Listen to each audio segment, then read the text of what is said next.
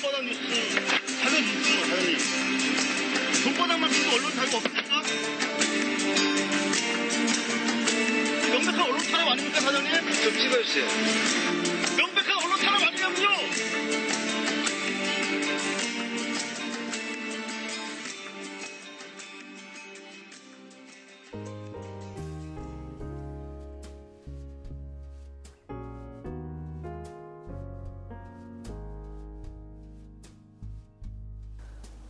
말하고 싶은 거야. 저 삶에 있어서 가장 중요한 게 이게 이거다라고 이야기하는 게 저 삶에 있어서 가장 본질적인 가치였더라고요. 언론을 제4부라고 하는데 권력기관이기 때문에 내부로부터도 감시하고 투명한 조직을 만들기 위한 국정원에 의해 댓글과 트위터 등으로 주도된 12.19 대통령 부정선거는 경찰의 허위 수사 결과 발표로 효과가 자, 왜 기자회견을 하세요? 이게 훔친 돈이니까 조용히 돌려주면 되는 거 아닙니까? 어디로 들어가는 거예요? 검찰에서 기자회견 시켰나요? 뉴스 독립군 데일리 고발 뉴스입니다.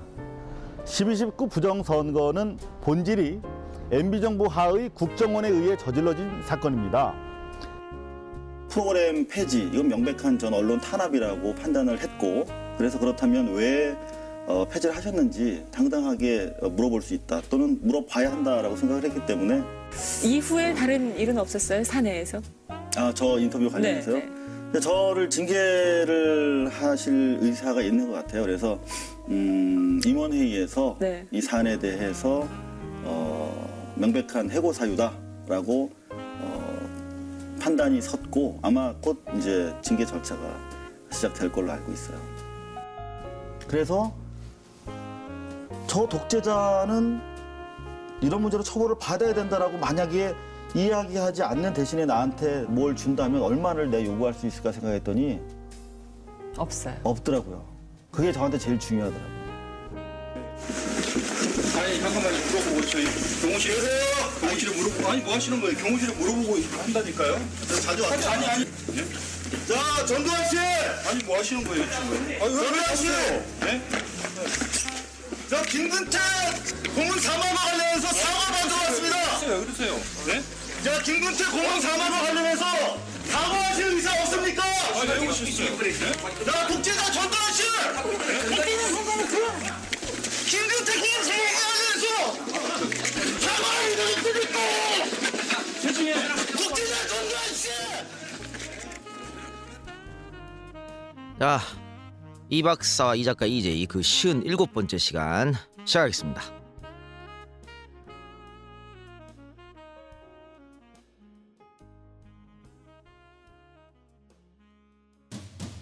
안녕하세요. 우리라이프 상조 홍대리입니다. 이재희의 훈화는 개념 있는 상조. 지금 우리라이프 상조에 가입하시면 선착순 500명에게 이 작가님의 베스트셀러 책 영원한 라이벌 김대중 대 김영삼을 상품으로 드립니다. 상조 가입은 1600-3267, 1600-3267 우리라이프 상조. 각하의 장례식에는 아싸! 를 외칠 수 있는 우리라이프 상조 홍대리였습니다. 이상 안 해? 조금 잘 됐습니다. 시발품만 한번 도와주이소마! 57번째 시간, 오늘은 좀 특별한 시간을 갖기로 하겠는데요. 오늘은 또 인터뷰 시간을 한번 갖도록 하겠습니다. 그 기자 정신이 실종된 우리 이 사회, 여기서 마지막 남은 희망의 보루라고 자기 스스로 말하고 다니는 것 같은데. 미치겠다. 이거 처음부터 보내고 시작하네. 그런 거 아닌가 모르겠다. 하여튼 정말 기자 정신이 살아있는 우리 이상호 전 MBC 기자, 또 지금 고발뉴스에서 맹활약을 하시고 뭐 앵커도 하시고 기자도 하시고 혼자서 사방팔방 둘이 뛰어다니고 계시는 이상호 기자님 모셨습니다. 아이고, 반갑습니다. 안녕하세요. 반갑습니다. 우리 이재희 식구님들. 네, 내가 이상호 기자님 혼자 초청을 했는데 오늘 또 고발뉴스 기자들을 떼거지로 몰고 와가지고 지금 이 방안을 후끈후끈 달아오르게 만들어주셨습니다. 뭐 이 장안의 화제지요. 이재희, 저도 사실 제일 좋아하는 팟캐스트고. 감사합니다. 사실 이게 들으면서 필기하고 싶어지는. 그러다가 이렇게 욕이 나오면 지우고 싶은 그런 게 애증이 교차하는 정말 좋은 프로라서 저 기쁜 마음으로 우리 같이 참여하자고 해서 같이들 다 데려왔어요. 아유, 고맙습니다. 그래서 지금 또 한쪽에서는 맹렬히 취재를 하고 있는 그렇습니다. 네. 이런 쉬운 6번의 어떤 것 중에 참 이렇게 열기가 뜨거운 건 처음이지 않은가 싶고. 아 자, 근데 예. 왜 인터뷰를 해요? EJ가 포맷이 바뀌었나요? 지난번 김광수 네. 김광수 소장님, 소장님도 그렇고 진선미 의원, 인터뷰로 이제 떼우기로 아니 작정한 아니 아니. 요거는 네. 서비스 차원에서. 서비스. 또 많은 분들이 네. 원하시더라고요. 제가 한번 인터뷰를 정말 보너스 차원에서 추석 특집 보너스 차원에서 진선미, 김갑수 이렇게 잘 했었거든요. 들었어요, 저도. 근데 반응이 너무 좋아서 그래? 음. 그래서 김광수 소장을 모셔 또 좋았어. 그래서 그랬더니 우리 부담스럽네 이거. 네, 제가 왜 그 세 번째 인터뷰 세 번째 주인공을 이상호 기자님을 모셨냐면 네. 지금 우리 고발 뉴스 후원하시는 분이 얼마나 됩니까? 5,590명 오늘 확인하고 나왔어요. 야, 역시 대단하십니다. 그래서 그런지 제 개인 메일이나 네. 또 우리 팟캐스트 리뷰나 네. 이상호 기자님을 모셔서 인터뷰 좀 해달라는 그래. 주문이 폭주 이거 시킨 거 아니에요? 다 이렇게 압력 외압을 넣은 거 아닙니까? 우리는 진짜 여론 조작 절대 안 합니다. 지금 모사 경쟁사인데 예. 우리 대한 매체 관련된 데서 이거 예. 뭐 오유에다가 예. 뭐 하다가 걸렸잖아요. 예. 그런 거 보면서 감히 하겠습니까? 그러니까, 그렇습니다. 이러면서 또 할지 모르네. 그래서 많은 분들이 요청으로 해서 제가 이상호 기자님을 모셨는데 일단은 우리 팬 여러분들께 한마디 우리 EJ 팬 여러분들이 이상호 기자님 또 많이 좋아하시고 이제 뭐 네. 촛불 집회 가면 이상호 기자님 왔다 갔다 하시면 좋아하시더라고요 우리 팬들께서. 사실 그래요. 사실 언론이 저널리즘이 하기 제일 뭐랄까요? 맹점에 있는 부분이에요. 역사 부분이. 네. 그러니까 역사가 너무 중요한데 오늘 얘기도 제대로 못 챙기느라고 사실 방치된 분야였죠 그동안. 근데 사실 뉴스가 담당해야 될 부분이 바로 역사적인 의미를 계속 환기시켜내는 거거든요. 그래서 데일리 뉴스가 이를테면 MBC에서 뉴스 데스크라면 네. MBC의 역사부는 MBC의 EJ는 2580이었던 거죠. 그렇죠. 그래서 오늘 뉴스의 역사성을 계속 반추하는 거. 그러니까 옛날에 이놈이 이랬던 놈이다. 옛날에 저자가 저렇게 말했던 놈이다. 그래서 사기 못 치게 하는 게 바로 역사인데 그런 부분을 유일하게 지금 담당해주고 있는 게 EJ가 아닌가 해서 사실 같은 우리 동료 팟캐스트 바닥에서 먹고 사는 네. 우리 동료지만 사실 존경하는 마음으로 사실 왔습니다. 감사합니다. 그런 점에서 우리 EJ 팬들 잠재적으로 저희 고발뉴스의 저널리즘의 정신도 동의하시는 분들이라고 생각해서 인사드리려고 해서 나왔습니다. 예, 어서 감사드리고 요즘 말입니다. 이제 이명박 정부 들어서 박근혜 정부 또 이렇게 지금 연속해서 보수 정권이 들어서고 뭐 민주주의 후퇴다 이런 말들이 많이 하고 있어요. 보수 정부라는 말에 대해서 공감하지 못할 부분들이 많기. 네, 그거는 뭐 많은데 네. 그건 뭐 우리가 많이 했으니까 자 여기서 따로 뭐 할 말이 없으니까 그걸 이렇게 규정을 일단 하는 걸로 하고 말씀드리겠습니다. 네. 그런데 민주주의 후퇴다, 역행이다 이런 얘기가 많고. 또 언론의 자유를 침해당하고 있다. 그러면서 언론인 활동하기가 힘든 게 아니냐 이렇게 말씀하시는 분이 계신데 역으로 보면 말이죠. 이런 사회일수록 정말 기자들이 정말 활동할 수 있는 사명감을 가지고 열심히 발로 뛸 수 있는 정말 얼마든지 자기의 이름을 날릴 수 있고 원하는 걸 할 수 있는 그런 세상이 맞다고 역으로 보는데 왜 이렇게 우리가 대한 언론이 나설 수밖에 없는 우리 이런 상황이 되셨다고 보시는지. 이게 참 되게 큰 말씀을 이렇게 가볍게 던지시네요. 역시 역사하시는 분이라 그런지 몰라도 초장부터 막 그렇게 사실 그래요. 이게 이제 촛불 집회에 저희 이제 고발뉴스 같은 경우는 처음부터 계속 천막 쳐놓고 이제 현장 취재본부를 운영하고 있는데 고등학생들 가끔 찾아와요. 뭐 학교에서 그런 숙제를 내주나 봐요. 무슨 뭐 직업인 만나서 인터뷰해오라고. 이제 그러면 그 친구들한테 그런 얘기 합니다. 왜 권력은 왜 이번 정부 들어서 이렇게 언론 탄압이 심하냐고. 근데 그건 질문이 잘못됐다고 제가 얘기를 해줘요. 모든 정권은 다 언론을 장악하고 싶어 했어요. 네. 원래 그런 거지 않습니까? 네. 옛날에 박정희가 쿠데타 일으켜서도 제일 먼저 언론사부터 점령했고 심지어 국민의 정부라고 하는 DJ 때도 전 기억이 나요. 그 당시에 박지원 실장이 언론사 막 돌아다녔어요. 네. 술 먹이고 간부들. 그리고 MBC 와서는 이제 민주정부가 됐으니까 카메라 출동 같은 거 필요 없다. 그만해야 되지 않느냐. 미담을 발굴해라. 그때 제가 카메라 출동 기자였거든요. 아, DJ 정부도 썩었구나. 초장부터. 이거 박지원 실장 안 되겠구나 이 사람. 그런 생각을 했어요. 민주화된 정부일수록 더 고발해야죠. 네. 자, 그런데 실제로 모든 정부는 다 언론 장악하고 싶어 합니다. 그건 권력의 속성이죠. 왜냐하면 거짓말을 해야 되니까. 그런데 기자들은 그냥 자기 할 일을 하면 되는 거죠. 과거에 DJ 때 그 이전에 또 대부분 기자들이 순치돼 있을 때 몇몇 사람들이 영린을 건들고 이렇게 싸웠던 거죠. 그때 기자들이 사실 더 어려운 환경에서 싸웠는데 요즘에 어찌 보면 더 쉬운 상황이 됐어요. 네. 그런데 그런 기자들의 전반적인 전투 의식이 많이 훼손된 거 아니냐. 예. 전 그렇게 봐요. 그래서 아마도 전 사회적인 이제 보수화 또는 어떤 자기 욕망에 충실한 네. 사회적인 풍토와 관련돼 있지 않는가. 기자들이 과거에 비해서 야성이 없어진 부분을 일단 기자들의 개인적인 잘못에서 먼저 답을 찾고 싶은 심정입니다. 사실. 야성 방금 말씀하셨는데 그 요즘 뭐 김기춘 씨 문제가 많이 있습니다. 옛날에 김기춘 씨가 초원 복국집 사건 일으킬 때 거기서 이제 언론 장악하려고 그랬죠. 그래서 뭐라 그렇죠. 그랬냐면 데스크들은 우리 말을 뜻을 안다 이해한다. 그렇지. 그건 데스크는 장악했다는 뜻입니다. 근데 젊은 기자들이 말을 안 듣는다 그렇게 얘기했거든요. 그러니까 그럼 이게 뭔 얘기냐면 그 당시 뭐 군부 정권 하에서도 이 젊은 기자들은 나름 사명감을 가지고 그럼요. 열심히 뛰었다는 얘기입니다. 그럼요. 근데 그게 지금 안 된다고 말씀을 하시는 거로 제가 이해하고요. 네. 그런 면에서 저 MBC 그 파업 했을 때 우리 저 후배 기자들 비판한 적이 있었죠.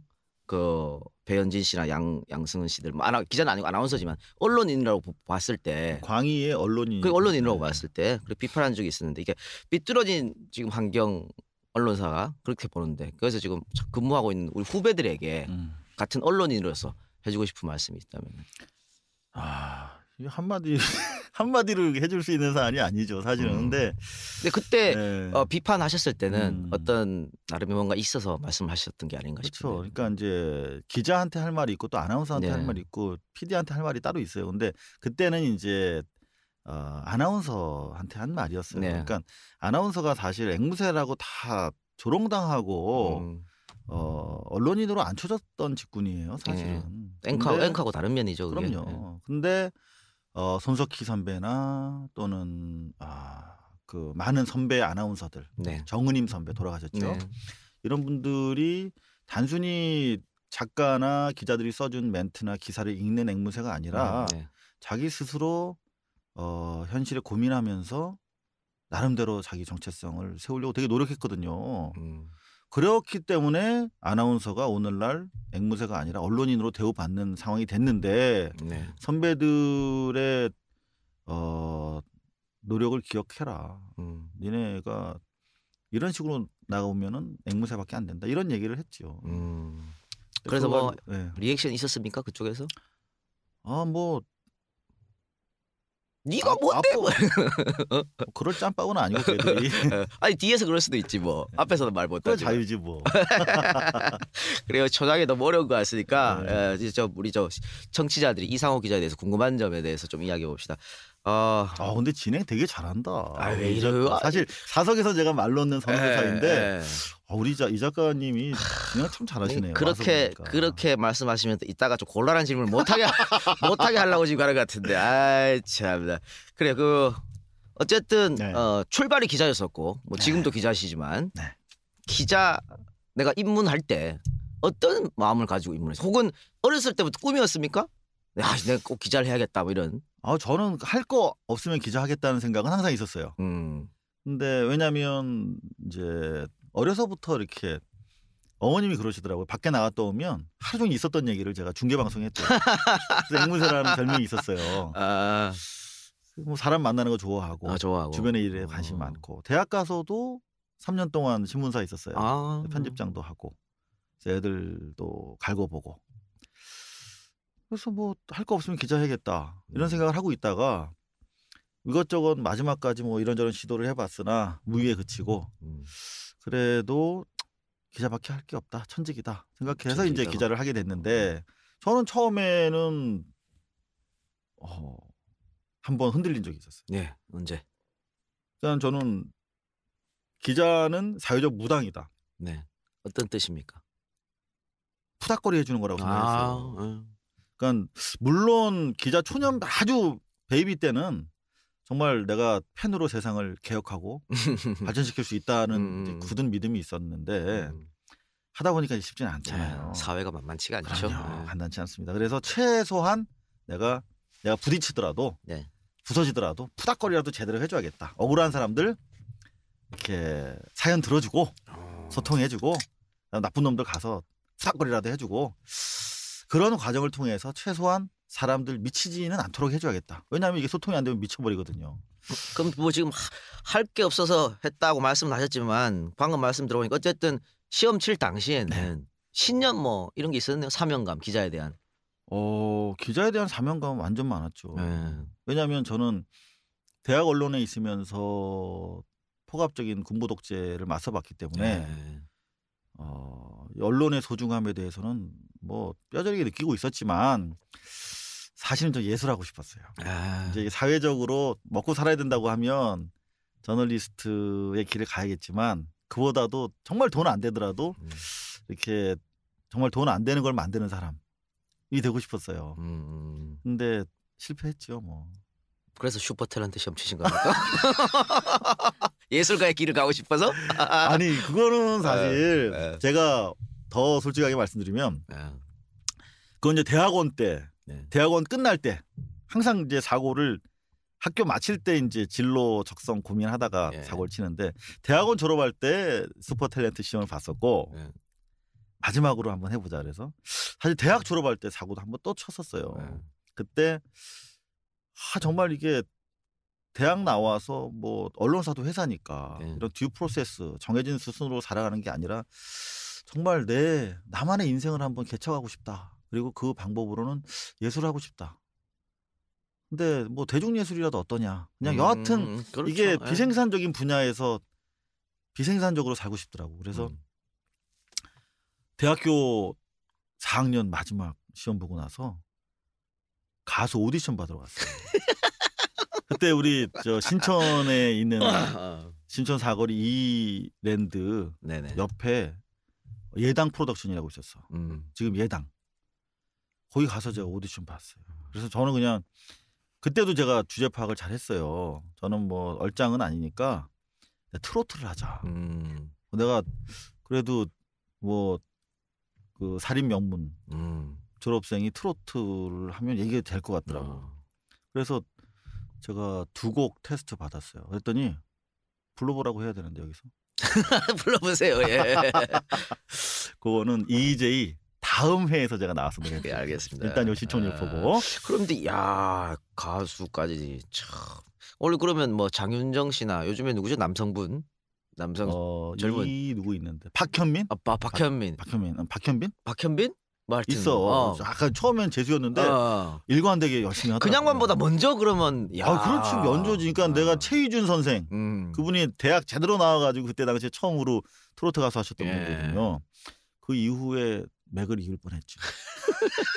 근데 주제 파악을 잘 하셨다 그러는데 아니 그래도 명색이 이 슈퍼 탤런트 중에 슈퍼가 붙은 탤런트인데 왜 여기 시험을 치실까 생각했을까? 내가 저기 가면 된다고 그렇게 확신을 하고 가셨을까? 아니요 그거 아니라 이제 그렇게 했는데 오디션을 봐준 이제 변대현 회장 돌아가셨어요 이번에. 근데 그분이 뭐 앨범 하나는 내줄 수 있겠대 노래 들어보더니 근데 2집은 안 되겠다는 거예요. 그래서 괜찮습니다. 저는 그냥 뭐 밤무대 나가면서 뭐 지방 뭐 인천 부평 뭐 돌면서 저녁에 노래하고 낮에 이렇게 글 쓰고 이제 그림 그리고 그러면 됩니다. 뭐 앨범 하나 내서 뭐 밤무대 나가죠. 그랬더니 이상호 씨만큼 노래하는 사람이 대한민국에 한 20만 명 이상 있는데 괜찮겠니? 그래서 지금 뭐 하냐? 그래서 저 여기 앞에 학교 다닙니다. 그랬더니 그럼 빨리 가서 공부하라고 그러더라고요. 그래서 제가 정신 차리고 와서 이제 대학원을 갔어요. 근데 2년 뒤에 또 왔잖아 그게 타이밍이. 기회가 왔어. 이번에도 또 이거 안 되면 언론 1회죠 1회. 네. 1회. 근데 이제 도서관에서 딱 그 신문 스크랩을 하잖아요 보통 언론사 가기 전에. 근데 딱 떴어. KBS 제1회 슈퍼 탤런트 모집. 연령 제한 없음. 그게 중요하잖아. 그래서 딱 보니까 드라마 주연급 그리고 토크쇼 사회자를 시켜준다는 거예요. 아. 그래서 제가 토크쇼 하고 싶었거든요. 그 드라마 주연급은 아닌 거 알았지 내가. 당연히. 그렇죠. 예. 그래서 이게 뭐 토크쇼가 다 언론이잖아요, 다. 예, 그래서 그렇죠. 커뮤니케이션인데. 뭐. 예, 그래서 원서를 냈어요. 그래가지고 이제 친구한테 이제 사진 찍어달라고 그래서 이렇게 옆에 좌우 해서 냈는데 14,500명이 어이구. 원서를 냈죠. 어이고. 40명을 최종적으로 뽑았는데 들어간 거예요. 그게. 네. 야. 실제로 88체육관에서 했는데 줄이 안 보여. 인산인해야 막 미친놈처럼 막 칸막이 쳐놓고 여기서 노래하고 막 춤추고 막. 아니 대사- 그러니까 14,000명이 와서 네. 뭐 짧게 막 빨리 봐야 될 거 아닙니까? 그렇죠. 그때 뭘로 어필을 하셨어요? 노래도 하고 아. 판소리도 하고 아. 마임도 하고 다 했어요. 근데 왜 오늘 욕을 안 해요? 욕할 때도 말 거예요. 걱정하지 아, 마세요. 지금 막 긴장돼서 언제 욕하나. 아니 내가 이상호 기자님한테는 안 하고 나한테 안 하고? 아이 그럼요. 땡큐. 예. 저희 나쁜 놈들한테만 욕합니다. 아, 진짜로? 그럼요. 아, 근데 근데 욕 진짜 듣는 재미인데. 사실. 예술가 기질이 있긴 있네요. 노래도 하고 판소리 마임 그림도 그리시고. 아, 전 서예를 했어요 원래. 그래서 어렸을 때부터 온몸에 먹을 묻혀가면서 서예하면서 그때 조금 이 예술가의 길이 뭔가. 이 뭔가 좀 이게 몸으로 와닿더라고 그때. 근데 이 잔재주가 많은 사람들이요. 차라리 욕을 해라 욕을. 제대로 하는 게 없어. 다 조금씩. 맞아요. 기자식을 잘했어요. 기자식. 맞아요. 너무 잘하신 네. 거야. 그래서 내 40명에 들어갔을 네. 때는 대단히 그래도 나름 놀랐겠네요. 이제 저는 이제 이 길로 가나 보다. 그런 생각을 했죠. 근데 거기서 또 추렸습니까? 그래서 이제 40명을 가지고 한 달 동안에 합숙 훈련을 했어요. 아, 그래 기억난다. 그래서 네, 미스 코리아처럼. 그래서 결국은 TV에 나오게 돼서 막 TV에 대회를 한 거죠. 그거. 맞아요. 제1의 슈퍼 탤런트 선발 대회. 그래서 그래. 4시간 동안 생방송을 했어. 그때 그거 지금 저 전두환 며느리 박상아. 그게 걔 뭐 동기야 우리. 그러니까 그때 뭐 하태연. 오징어인가 뭐 하여튼 송윤아. 뭐 그런 한 기억이 나요. 그때 박상아가 대학로 연극판에서 이미 연기를 하고 있던 친구였어요. 아. 그래가지고 자기 대학로에서 하던 연기 한 구절을 갖고 와서 선보였지. 그 기억이 나. 그래. 그래서 쪼그려 앉아가지고 약간 무슨 뭐 이렇게 껄렁껄렁한 역인데 박상아 연기 잘했었어요. 안타깝지 저렇게 돼서. 근데 그러면 40명에 들었으니 거기서 몇 명을 추린 겁니까? 금은 동상 딱 3명만? 해서 뭐 여러 명 뭐 한 100명 상 줬는데 네. 40명 대부분이 활동하고 있어요 현재. 연기 그래요? 활동하고 있어요. 그러면 슈퍼 탤런트 미스 코리아랑 똑같아요. 본선에 나가면 다 어떻게 해서 다 그쪽 일을 해요. 그러면 저기 한 달이나 합숙했으니까 그럼요. 당시 뭐 박상아 씨나 이런 분들하고 친분은 두터웠겠네요. 박상아는 그때도 약간 변칙이었어. 박상아가 합숙을 거의 안 들어왔죠. 원래 잘라야 되는데 네. 그때도 어떻게 백으로 어떻게 해가지고 역시 씨발. 대상을 받더라고. 아. 이때 여기 나오네. 이거 포인트야. 첫 번째 여기 나왔어. 씨발, 아유. 그때도 원래 박상아 안 되는 거였어요. 근데 인생 자체가 편법이고만. 로비로 해가지고 대상을 받았죠. 그때 제가 40명의 기수 회장이었어. 나이스로. 그래가지고 애들이 다 찾아온 거야. 네. 형, 오빠 어떻게 된 거야? 이거 정의가 살아있는 겁니까? 아하, 그래서 그렇지. 애들이 처음부터 이런 거 배우면 안 되잖아요. 예. 또 앞장서서 총대 맸습니까? 그래가지고 시상식 있던 날 네. 그 KBS 드라마 주간 그다음에 안국정 씨 나중에 뭐 SBS 뭐 어디 사장도 하고 그러셨죠. 뭐 이런 사람들 쭉 있는 헤드 테이블이 있었어요. 네. 거기서 엎어버렸지 테이블을. 야. KBS. 너희들 두고 보겠어. 그리고 제가 정확하게 8년 뒤에 네. 연예계 비리를 연속으로 고발을 했죠. 그때 제가 다 보고 들은 거예요. 연예계 이게 분명히 이건 문제가 있다. 네, 그때 뭐 노예계약, 네. PRB, 성상납 그런 것들을 전 현장에서 보거나 듣거나 그런 분위기를 다 감지했기 때문에 언젠가 제가 이제 고발할 수 있는 자리에 가면 반드시 고발해야겠다. 그렇습니다. 이게 참 기자란 직업이 정말 스스로는 어려운 직업이지만 꼭 필요하다는 게 바로 어두운 면 이런 사회악 단면들을 자꾸 계속 고발하고 의혹을 뿌리 뽑아야지 다시 이런 일이 안 일어날 거 아닙니까? 장판에 네. 장마철 지나면 계속 습하게 놔두면 계속 벌레 끓거든요. 그렇죠. 그거를 벗겨내고 햇볕을 쬐야 돼요. 그러니까 고실고실하게. 그렇게 해줬으니까 지금 뭐 요즘도 아예 없다고는 말씀을 할 수 없겠지만 상당히 좋아진 거고 그래서 사회가 점점 진보해 나가는 거겠죠. 연예계 비리 그때 당시에 노예 계약을 처음 고발했거든요. 네네. 이를테면 핑클, 잭스키스가 있던 회사의 사장이 이호연 씨라고 있었어요. 근데 거기는 계약서도 없었어. 그래서 찾아갔더니 저 무슨 뭐 폭력배 뭐로 어떻게 죽이겠다고 저한테 협박하고 그랬었거든요. 근데 뭐 이렇게 저렇게 취재를 해서 어렵사리 보도가 나갔죠. 노예계약 보도 나가고 나서 그게 뭐 카메라 출동에 나갔습니까? 2580. 2580에. 예. 그리고 나서 대한민국의 톱 가수 300명이 63빌딩에 모였어. 예. 그때 안 온 사람은 대한민국 톱 가수 아니야. 예. 다 왔어. 신승훈부터 H.O.T. 그다음에 누구야? 김건모, 건모도 오고 그다음에 다 왔어. 예. 죽은 사람만 빼고 산 톱스타는 다 왔어. 그 친구들이 요구했던 게 이상호 기자 처벌. 왜? 내가 없는 노예 계약을 있다고 고발했으니까 그러면서 자기들은 노예가 아니다 이렇게 했는데 연예인과 제작사 간의 불공평한 계약 관계를 다룬 MBC의 시사 매거진 2580의 기사가 사실을 왜곡했다며 한국연예제작가협회에 이어서 이 협회 소속 연예인들도 MBC 출연을 거부하겠다고 밝혔습니다. 이러한 집단 행동에 대해서 한국프로듀서연합회는 MBC는 물론 전체 방송사에 대한 협박과 횡포로 규정을 하고 강력 대응하기로 해서 이번 사태는 연예계와 방송사 전체의 문제로 확대되고 있습니다. 문세윤 기자의 보도입니다. 가수 김건모, 박진영, 싸이 등 연예인 50여 명은 자신들이 소속된 한국연예인제작자협회가 결정한 MBC 출연 거부를 적극 동의한다고 밝혔습니다. 이들은 기자회견을 통해 지난달 17일 시사매거진 2580의 보도에서 연예인들과 제작자, 매니저의 관계를 종속적이며 일방적인 노예관계로 매도한 것은 적절하지 못했다고 주장했습니다. 따라서 제작자와 매니저들의 실추된 명예가 회복될 수 있는 만족할 만한 결과가 있을 때까지 함께 행동하겠다고 말했습니다. 이 같은 사태에 대해 한국방송프로듀서연합회는 폭거이자 방송의 공익성에 대한 사익 집단의 도전으로 규정하고 방송 3사가 공동으로 대응하는 방안을 강구하기로 했습니다.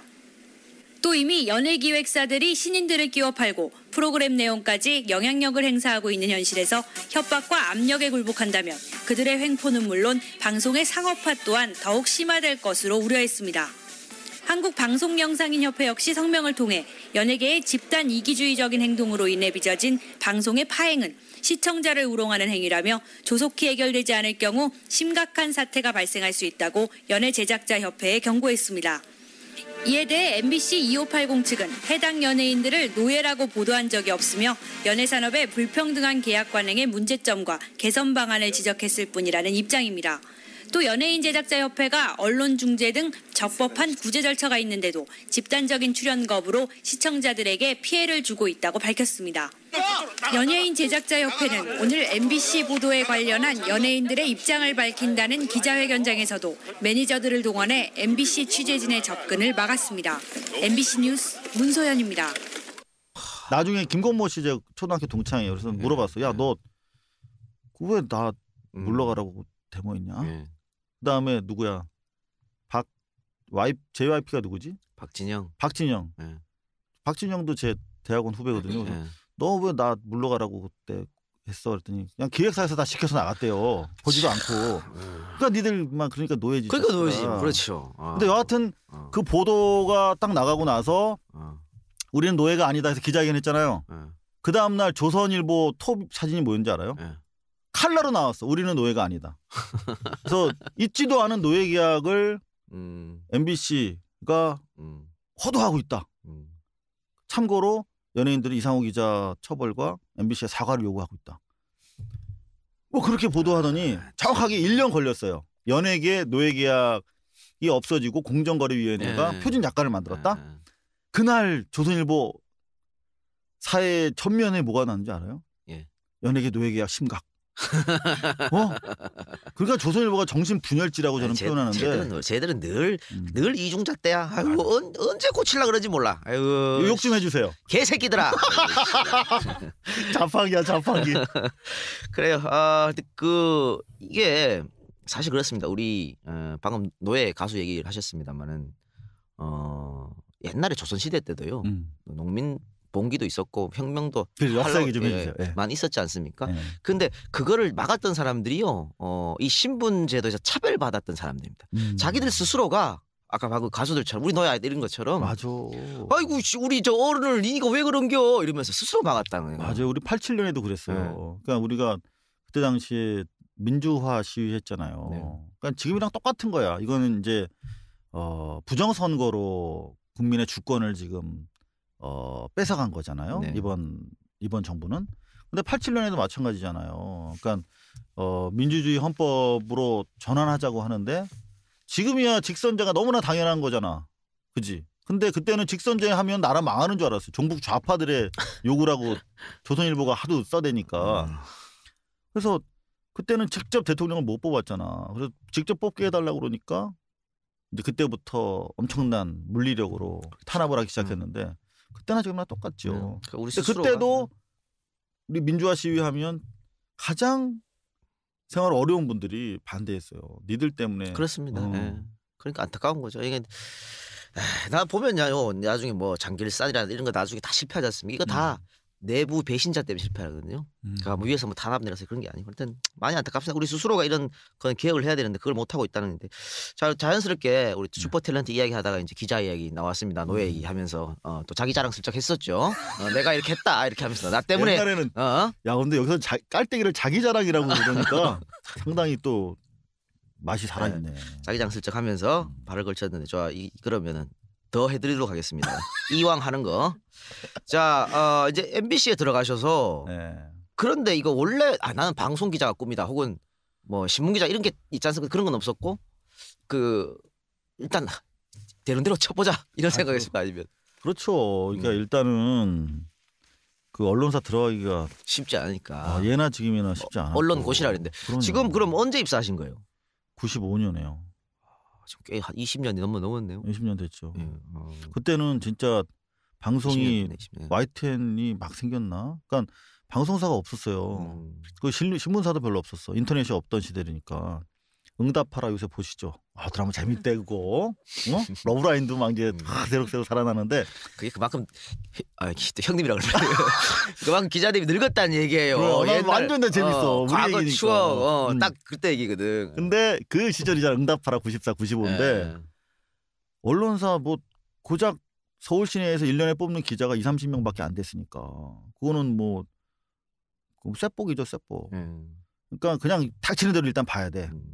닥치는 대로 저도 봤죠. 근데 중앙일보 봤다가 최종 면접에 갔는데 그때 아마 홍석현인가? 네. 이제 그 임원단 면접에 들어갔어요. 근데 이번에 왜 영국 주영 대사관 오빠들이 너 성추행이 나오면 어떡할래? 그 인턴들한테 물어봤잖아요. 똑같은 거. 아 그래요? 그 사장단이 물어보더라고. 너 저 노동조합 할래 안 할래? 나 약자인데 나는.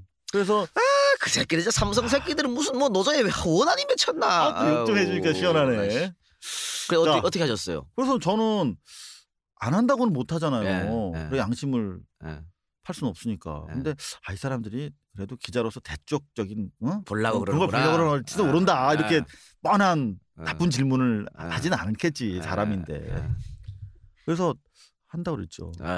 바로 떨어졌죠. 노조 필요합니다. 이렇게 바로 떨어졌죠. 노조 법상 보장돼 있는 권리를 법대로 법의 테두리 안에. 그리고 약간 비겁하게 내 얘기는 했어. 법의 테두리 안에서 이런 정도. 그래 떨어졌다. 축하드립니다. 근데 이 삼성은 왜 그러냐면요. 이병철이 죽을 때 이거 유언식으로 남겼거든. 노조 만들지 못하게 하라고. 진짜. 그렇게 이야기하면서 대신에 모르는 게 없어. 대신에 대우를 잘해주라 이렇게 얘기했다고. 그래서 그게 유지를 받들어서 계속 이렇게 하는 겁니다. 그 대우 잘해줘야지. 반도체 공장에서 독극물 만지게 하면서 노조 못 만들게 하면 안 되지. 그러니까 이병철 회장이 할 때랑 지금은 세상이 바뀌었는데 그분은 그야말로 경제 보국을 외쳤잖아. 이병철 회장은. 그리고 그분이 하셨던 것들 중에서 사실 존경할 만한 것도 있더라고요.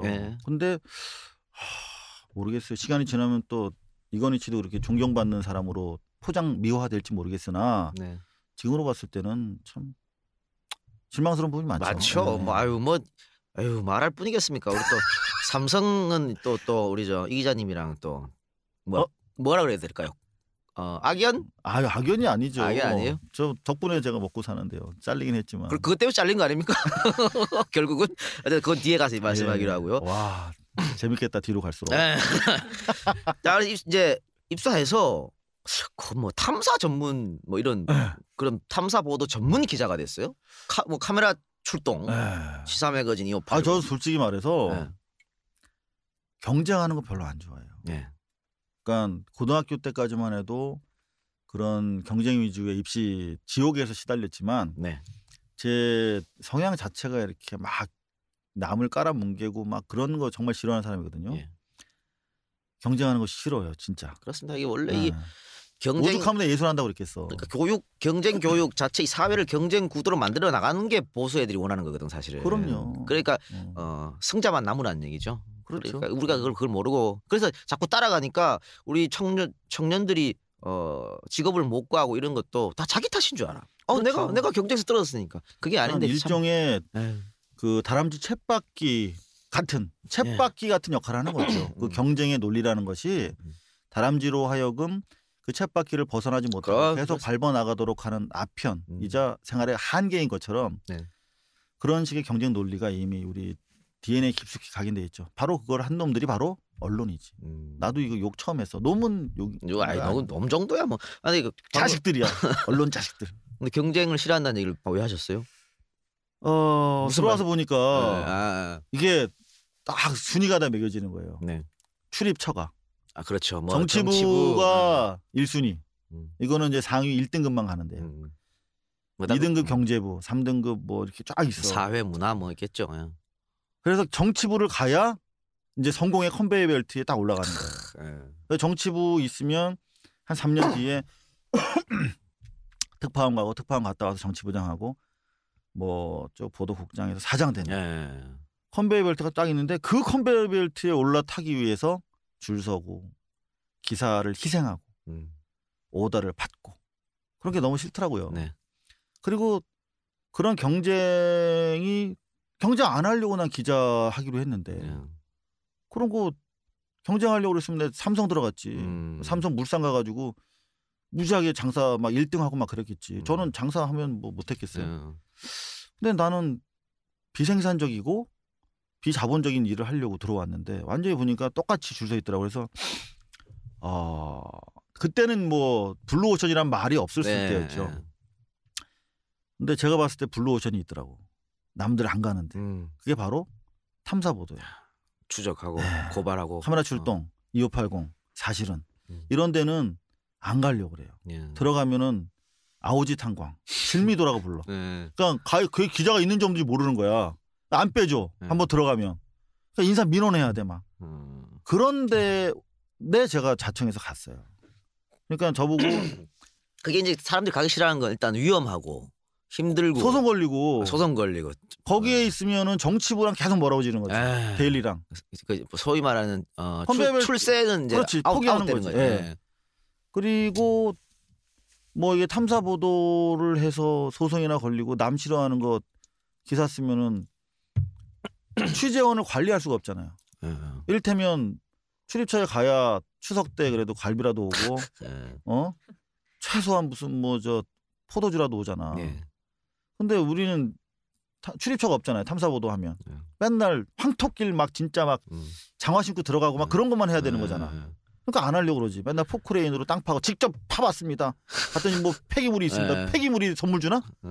그러니까 맨날 어디 가서 뭐 매 맞고 다니는 거죠. 그러니까 안 하려고 그러지. 근데 저는 너무 좋았어요. 딱 맞았군요. 너무 좋았어. 그러니까 뭐 나랑 뭐 누구 눈치 볼 것도 없고 경쟁할 사람도 없고 그냥 난 계속 있겠다고 그래도 아이고 웬 떡이냐 그러고 계속 있으라고 그러고.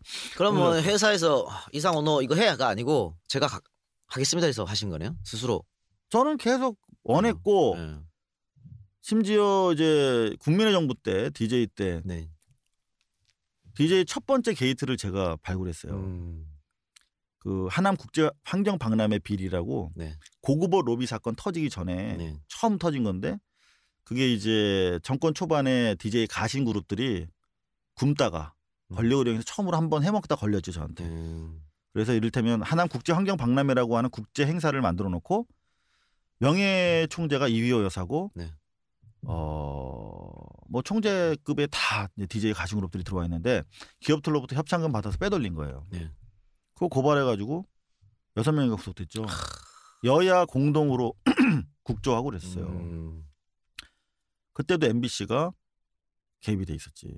아 그랬습니까? 네, MBC가 그 티켓 판매를 맡았는데 보도하지 말라고 로비가 왔어요. 그러니까 회사에서는 싫어하겠는데. 아, 그러니까 MBC는 주인이 없는 회사니까 네. 국민이 주인이니까. 그래서 35억이 손해가 난대 네. 고발을 하면. 그래서 고발했어요. 근데 실제로 그 이후에 계속 이제 국민의 정부 DJ 가신 그룹들 비리가 들어오는 거야 저한테. 그래서 계속했죠. 제보입니까 제보? 제보. 그러고 나서 한 6개월 지나서 갑자기 저를 딴 부서로 보냈어요. 카메라 출동 아무도 안 하고 싶어 하는데. 그래서 저는 계속 밖으로 저를 빼돌리고 다시 저는 안으로 들어가고 그런 게 반복됐죠. 그럼 이게 어떻게 보면 외압이라고 볼 수 있겠죠. 외압이죠. 그러니까 이렇게 자르지는 못하고 못 자르고. 이게 자꾸 뭐 그때 사실 지금이니까 말씀드리는데 정동영 선배가 그때 되게 높았어. 네. 여당의 중진이었어. 네. 그 요즘으로 따지면 거의 김기춘 정도 됐죠. 그리고 제 입사했을 때 우리 부장이었거든. 카메라 출동해서 맨날 그때 국회의원들 비리 고발하고 그랬는데 전화가 왔어요. 하루는. 네. 정동영 네. 실세.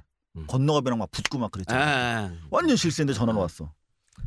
그래서 웬 실세가 전화했을까?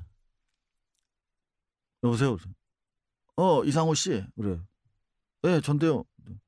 요즘 고생 많아. 그래서 무슨 얘기 하려고 그러지? 네, 그런데요. 그랬더니 열심히 하는 건 좋은데 그렇게 자꾸 고발하면 우리는 누구 가지고 정치하냐 말이야. 그래서 좀 쉬어가면서 해 그러더라고. 근데 제가 이 얘기를 왜 하냐면 그게 다였어요. 적어도 민주정부라는 게 좋은 게 그 이상 이하도 아니었어요. 그러니까 MB 정부 이후로는 그런 전화도 없죠. 그러니까 그냥 상당히 인간적이었죠. 그냥 MB 정부 같으면 그냥 일단 조용하게 밥줄을 끊어버리고. 조용하게 끊어버리죠. 밥줄 끊긴 사람 지금 인터뷰를 하고 있습니다. 밥줄 끊긴 사람. 그럼 외압 방금 말씀하셨는데 유혹은 없었습니까? 유혹? 야 이게 뭐 한 개 캐냈어. 막 수사를 하고 있는데 조사를 하고 취재를 하고 있는데 뭐 봉투 하나 주면서 하지 마 뭐 이런다든가. 유혹은 항상 있죠. 근데 그런 유혹이 있으면 안 흔들려요? 이게 지금 앞에 지금 왔다 갔다 하는데 봉투가. 저는 약간 좀 또라이였던 것 같아요. 나 저한테 돈을 주면 그걸 다 찍었어. 찍어서 방송 냈어요 실제로. 나 진짜. 제일 좀 이제 지금 와서 좀 미안한 거는 어떤 경찰관인데 음주 사고였어. 음주 사고. 근데 가해자의 혈액 채취를 안 한 거야. 그래서 야근하다가 그거를 밤새 취재해서 보도를 했어요.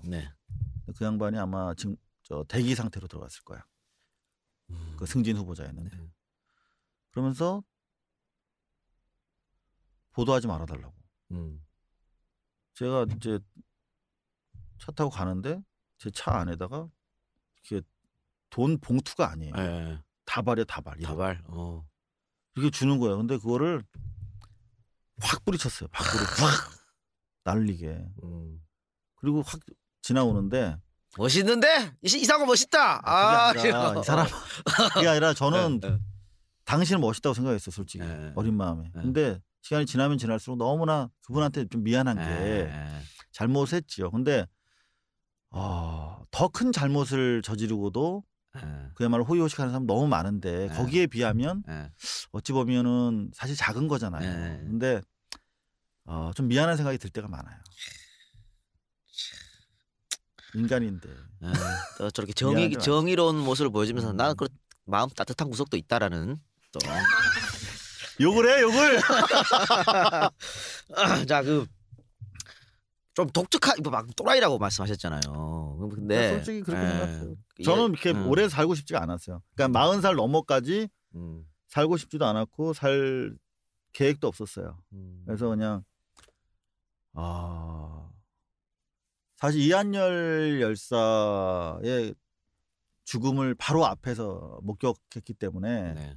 그 트라우마가 계속 작용을 했던 것 같아요. 그래서 선배님이죠? 네, 우리 바로 1년 네. 위에 과 선배인데 공부 잘하고 그냥 학교 다니니까 좋은 아들이 됐으면 좋겠다 뭐 이런 생각을 갖고 살았는데 저는 더러운 놈들 손에 죽임을 당하고 보니까 내 아들이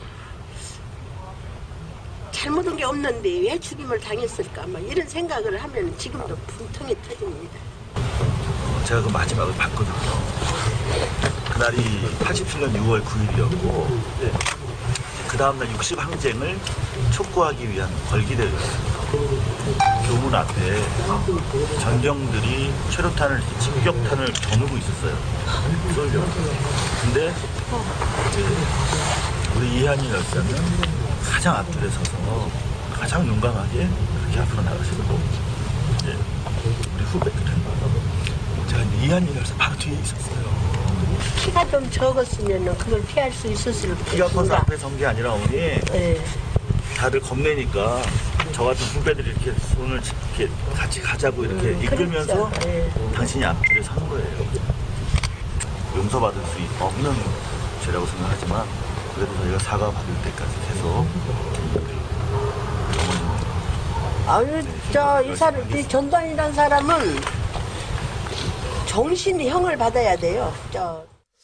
그분이 저한테 너무나 큰 어떤 트라우마로 남아있어요. 그래서 그 양반이 죽었던 나이가 21인데 그냥 21살에 딱 정지돼 있었던 것 같아. 제 영혼도. 그래서 정말 영혼이 때타지 않았으면 좋겠다. 나이로.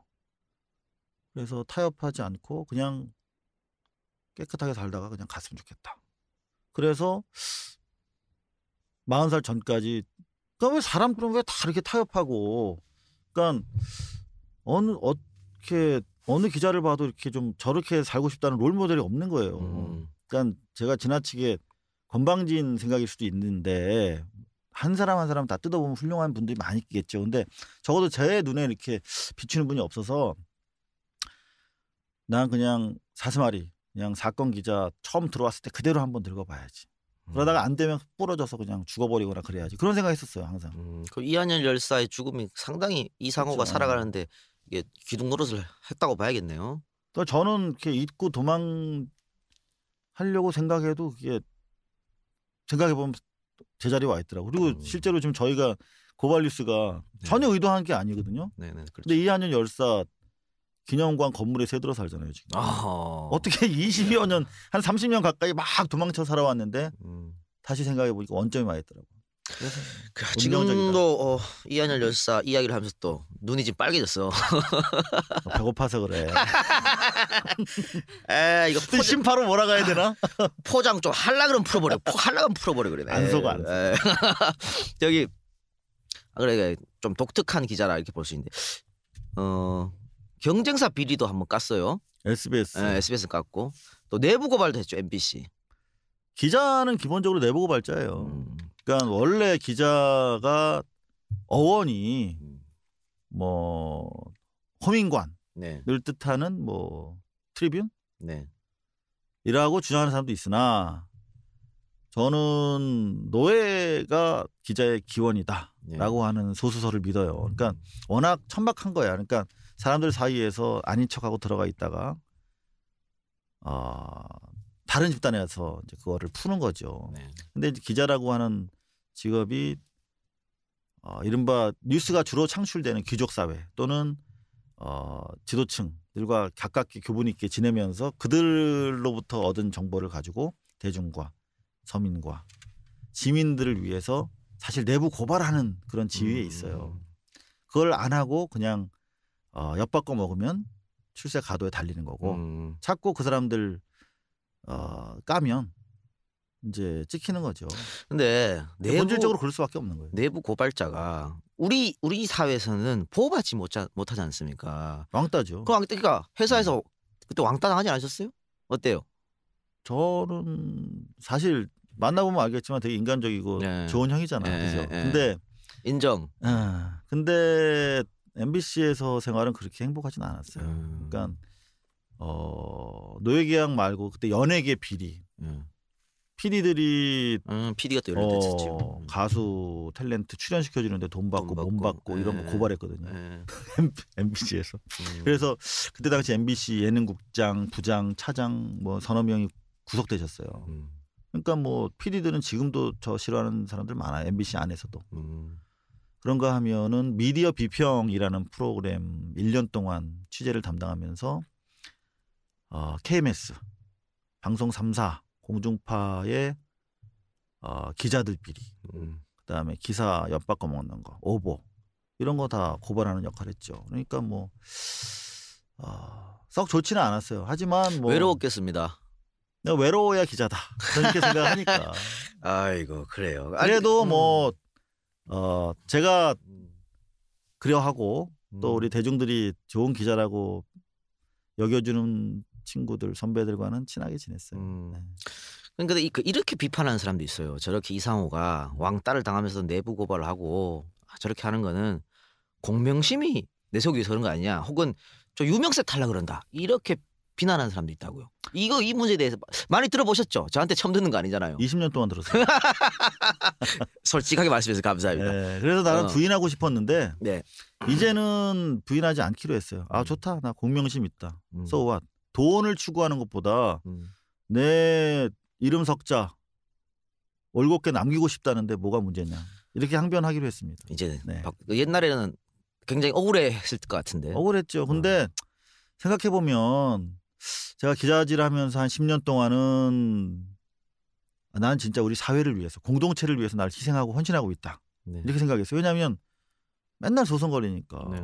소송을 헤아릴 수 없이 많이 걸렸어요. 그러니까 항상 고통스러웠죠. 근데 그래도 내가 이거를 우리 사회를 위해서 해야지 이런 생각으로 했는데 10년이 지나고 나니까 어떤 생각이 드냐면 이거는 내가 좋아서 하는 거다 라고 생각하기 시작했어요. 조금. 그래서 네.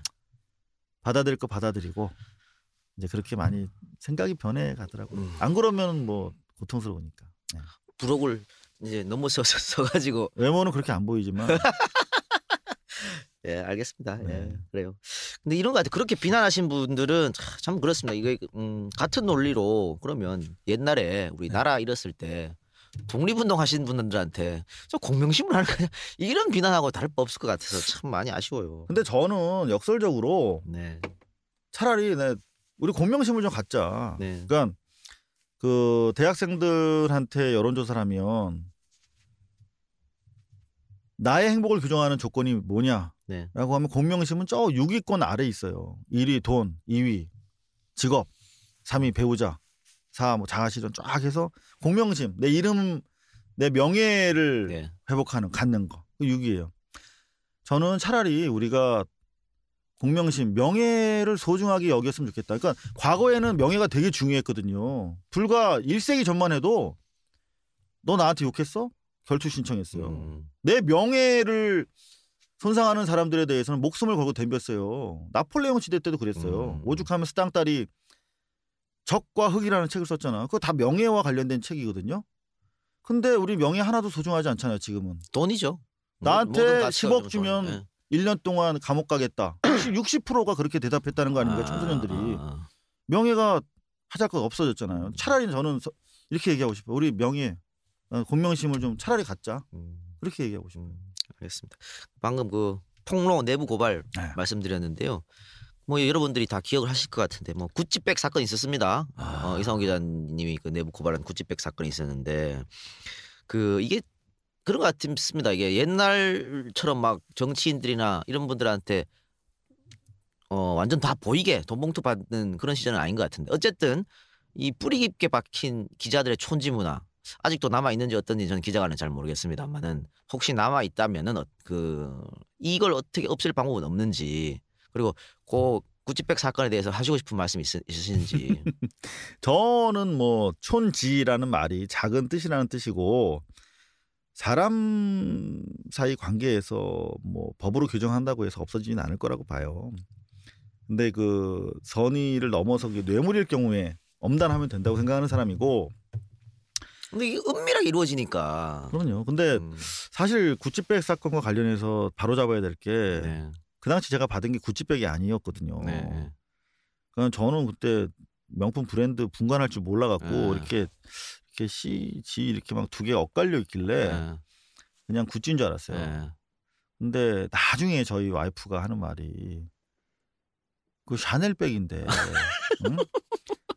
그 내가 친구들이 나도 내가 살려면 구찌백은 사는데 구찌백도 살 수 없을 정도로 사는 줄 알아서 내가 창피했다. 그런 얘기를 하더라고 와이프가. 그만큼 몰랐어요. 그런데 사실 덕분에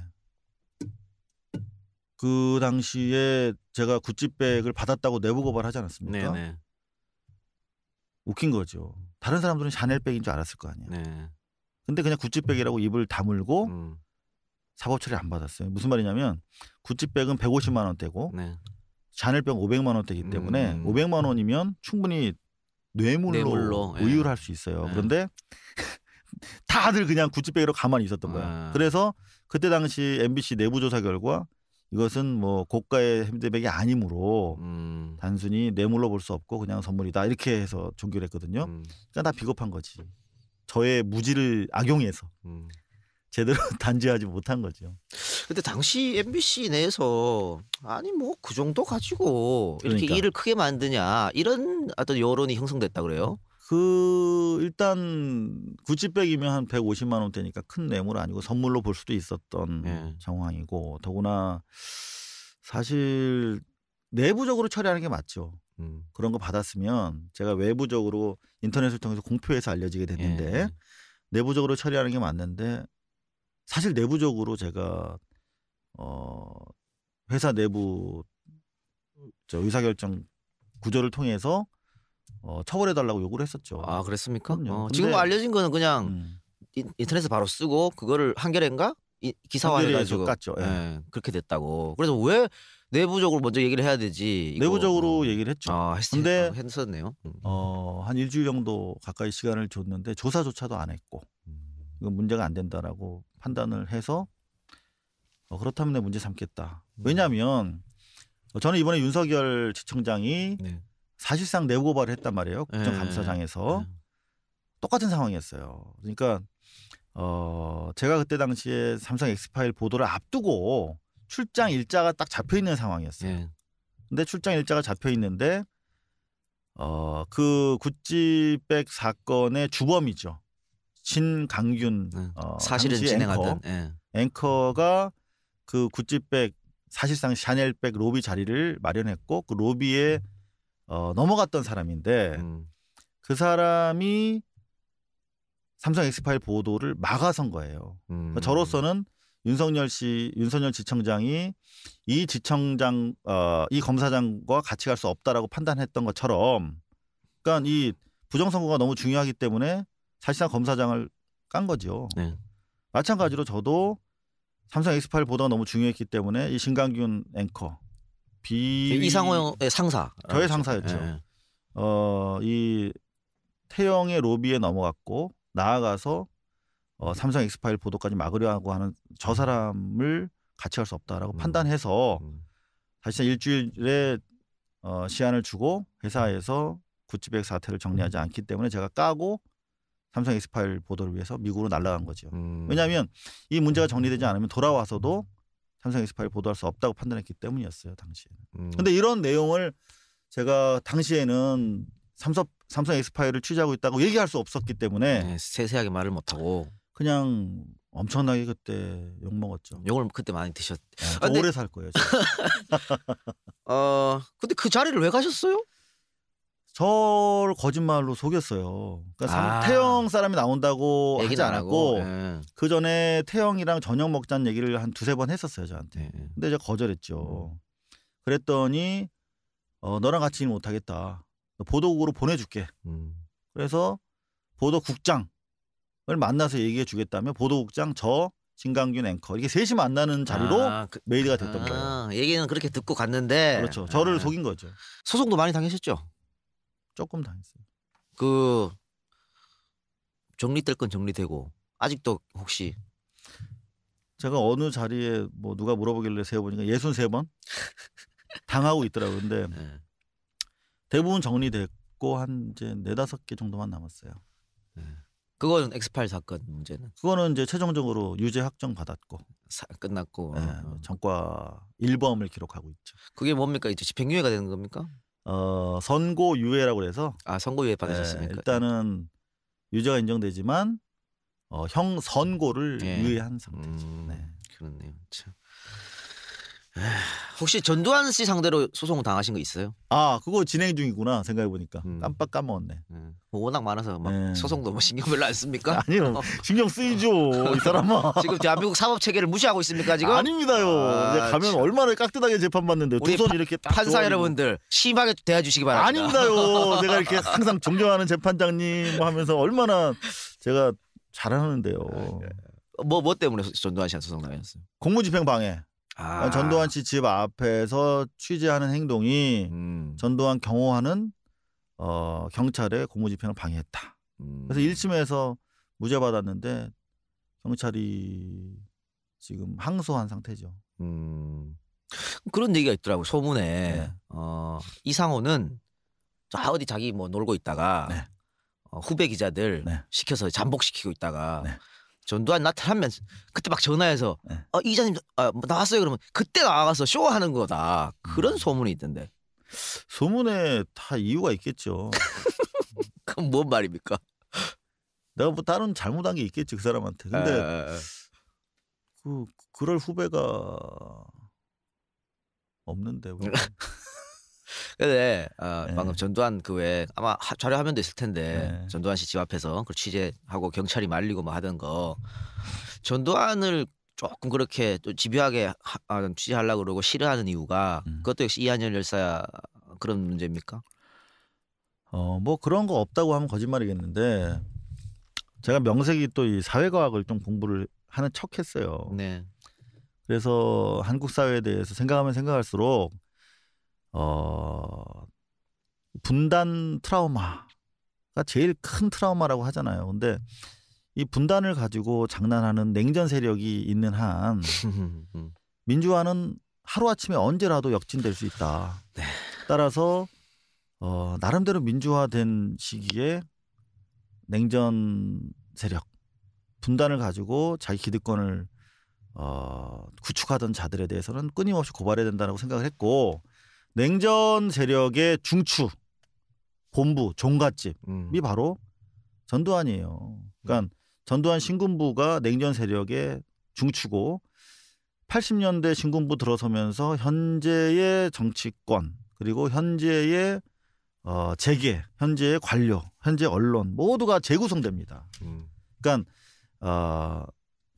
박정희 이전과 이후가 다른데요. 그래서 오늘날의 이른바 냉전 세력의 기둥을 흔들려면 전두환에 대해서 계속 조명을 해야 돼요.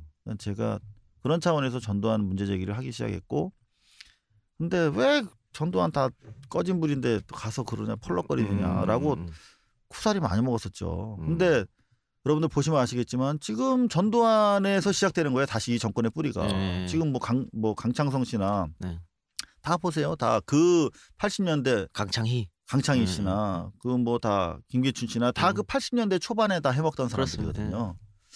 그래서 전두환에 대해서는 지금 우리가 돈 몇 푼 지금 뭐 그 사람한테 삥 뜯자고 하는 게 아니잖아요. 그분이 80년대 GDP 10조 하던 시절에 1조를 챙긴 사람이에요. 지금 뭐 몇천억 그 사람한테 돌려받는다고 해서 해결된 문제가 아니에요. 이미 다 끝났지.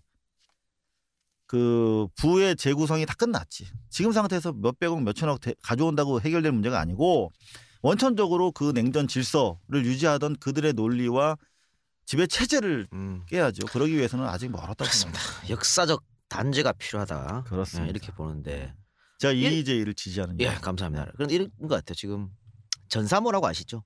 알아요. 그러니까 이런 저도 전사모예요. 그렇습니까? 네, 저기 거의 이제 그 일정을 알아야 되니까 네, 동선을 파악해야 네. 되니까 가입했는데 맨날 날라와. 어. 완전 진짜 일을 열심히 하시더라고요. 그러니까 뭐 돈 받아야 돼. 전두환 공원을 만든다는 뭐 이런 얘기도 네. 있고 그러니까 성역화도 하고 있고. 그게 소위 말하는 이력서 단죄가 안 되니까 이런 것 같은데 우리 이 기자님이 더더욱 더 좀 열심히 더 노력을 해주시기 바랍니다. 원래 그 40살 때 죽으려고 그랬으니까 더 안 살려고 그랬으니까 그 덤으로 사는 인생이라 생각하시고 더더욱 더 노력을 해주시기 덤으로 산다고 생각했는데 네. 이게 그렇게 안 되더라고요. 진짜로 이게 나이 먹으니까 좀 약간 사람이 이기적이 된다. 언제 알겠어요. 선배들이 그런 얘기 했었거든. 이제 청춘이 아니다.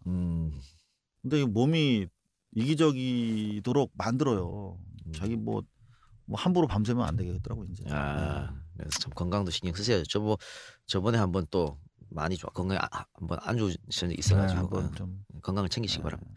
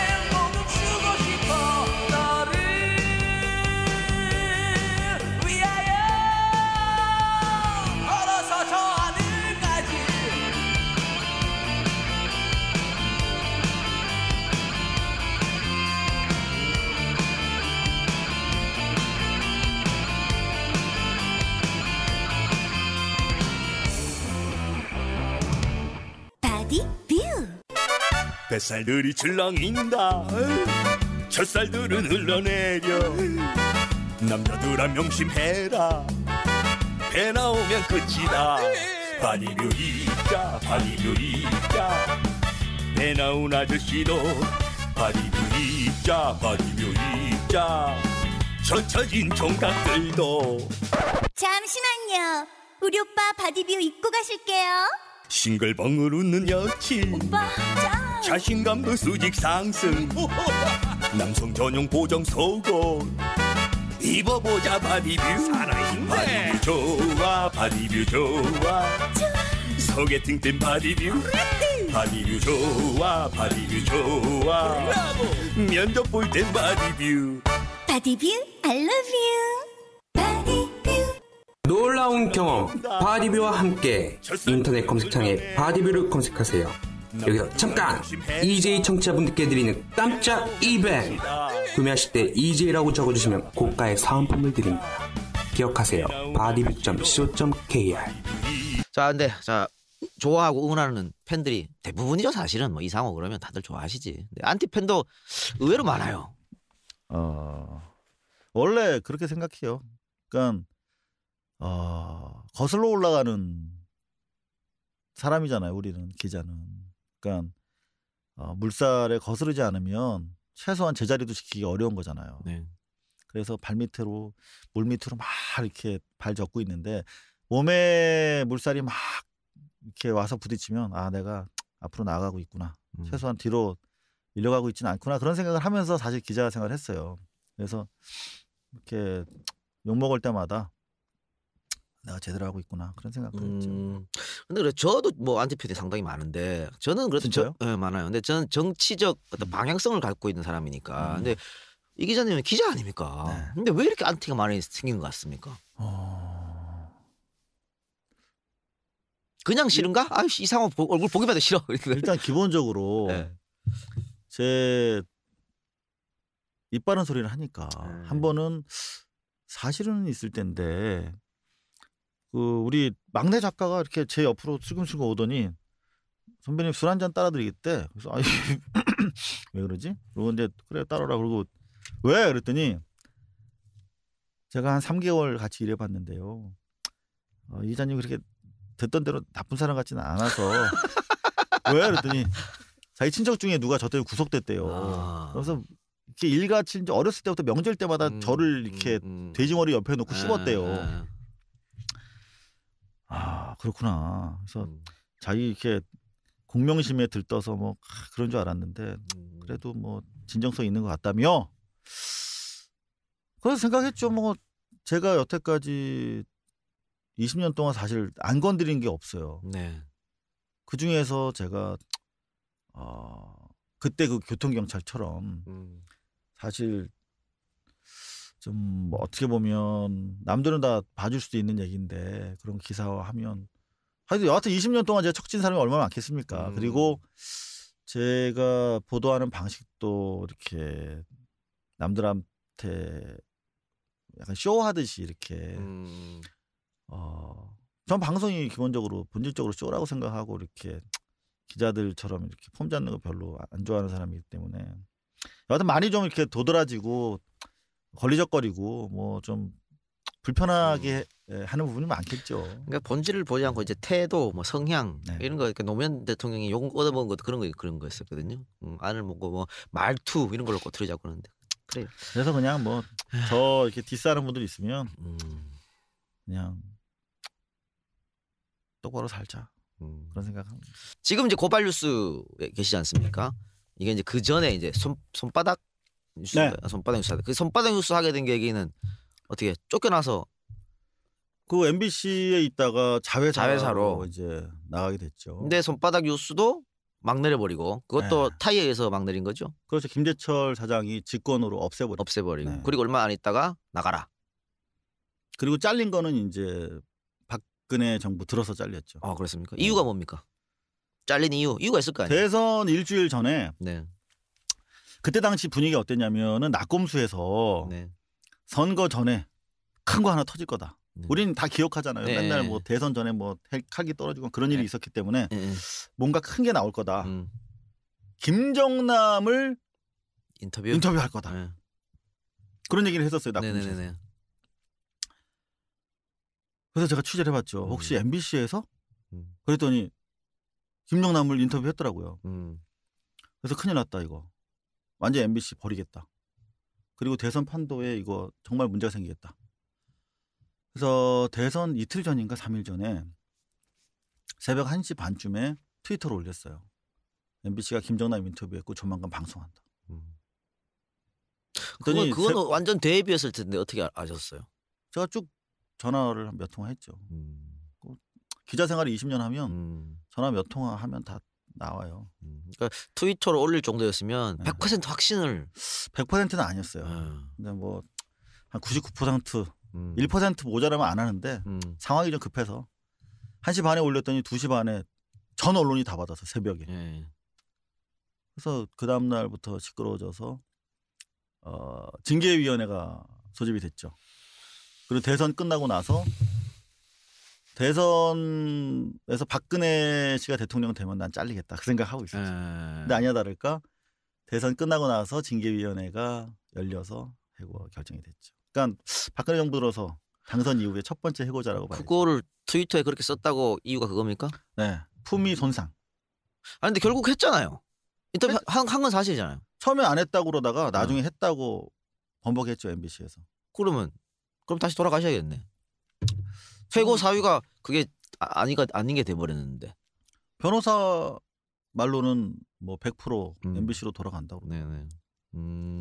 지금 계속 재판 중에 있습니까 그러면? 네, 재판하고 있어요. MBC를 상대로. 네. 몇 년 걸린다 그러더라고요. 그거 몇 년 걸려서 한 2, 3년 걸려서 이제 복직 명령도 떨어지면 그동안 이렇게 쭉 그 월급도 못 받고 어렵게 살았던 그건 어떻게 됩니까? 다 보상해 줍니까 MBC에서? 얘기하면 안 되는데. 빚쟁이 들어올까 봐. 네, 보상하겠죠. 네, 그거 다 그때 뭐 쏘겠습니다. 예, 많이 좀 많이 쏘겠습니다. 그래요. 지금 우리가 이제 1시간 한 반 정도 했습니다. 좀 빨리 좀 갈게요. 네. 보통 우리가 2시간 방송하니까. 아유, 예. 대박이다 완전. 자, 재밌어야 될 텐데. 이상훈 기자 좋아하시는 분들은 좋아하시니까 들어줄 테고 욕하시는 분들은 욕하려고 들을 거예요. 맞아, 그러니까. 맞아. 그래, 어찌됐든 많이 들어주세요. 네. 자, 방금 고발뉴스 얘기를 했는데 어떻게든 팟캐스트로 기반으로 하는 지금 방송 아닙니까? 근데 나는 꼼수다 이후로 어떻게 보면 팟캐스트 시장이 조금 축소됐다 그래야 되나요? 아니 하락세라 그래야 되나요? 많이 죽었죠. 네. 기본적으로 팟캐스트들이 이제 정치 시사 뭐 이런 내용들인데 네. 대선 이후에 뭐 죽은 놈 불알만지게 하니까 솔직히. 그래서 많이 이 수요가 줄었어요. 네. 그럼에도 불구하고 여기 뭐 EJ 있지만 저희도 안 하려고 그랬어요. 그냥 완전 멘붕 와서. 근데 안 되겠더라고 안 하면 사람들이 이게 뭐 너무나 이제 허망한 거죠. 네. 그래서 힐링 방송으로부터 시작을 다시 했는데 이제 한 10개월 됐죠.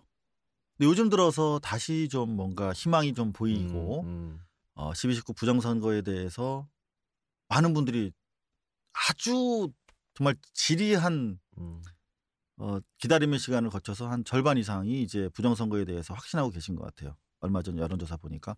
그러면서 요즘에 다시 조금 팟캐스트를 들으시는 것 같아요. 그렇지 않아요? 네. 그런데 이 팟캐스트를 운영하는 게 쉽지가 않지 않습니까? 역시 문제는 돈이고 우리 고발뉴스도 사정이 그렇게 좋지는 않은 걸로 내가 알고 있는데 뭐 직원들 뭐 월급도 줘야 될 테고 그런데 이게 수입이 어떻게 지금 우리 지지자들의 어떤 후원금 이걸로 이루어지는데 이걸로 계속 갈 수는 없지 않습니까?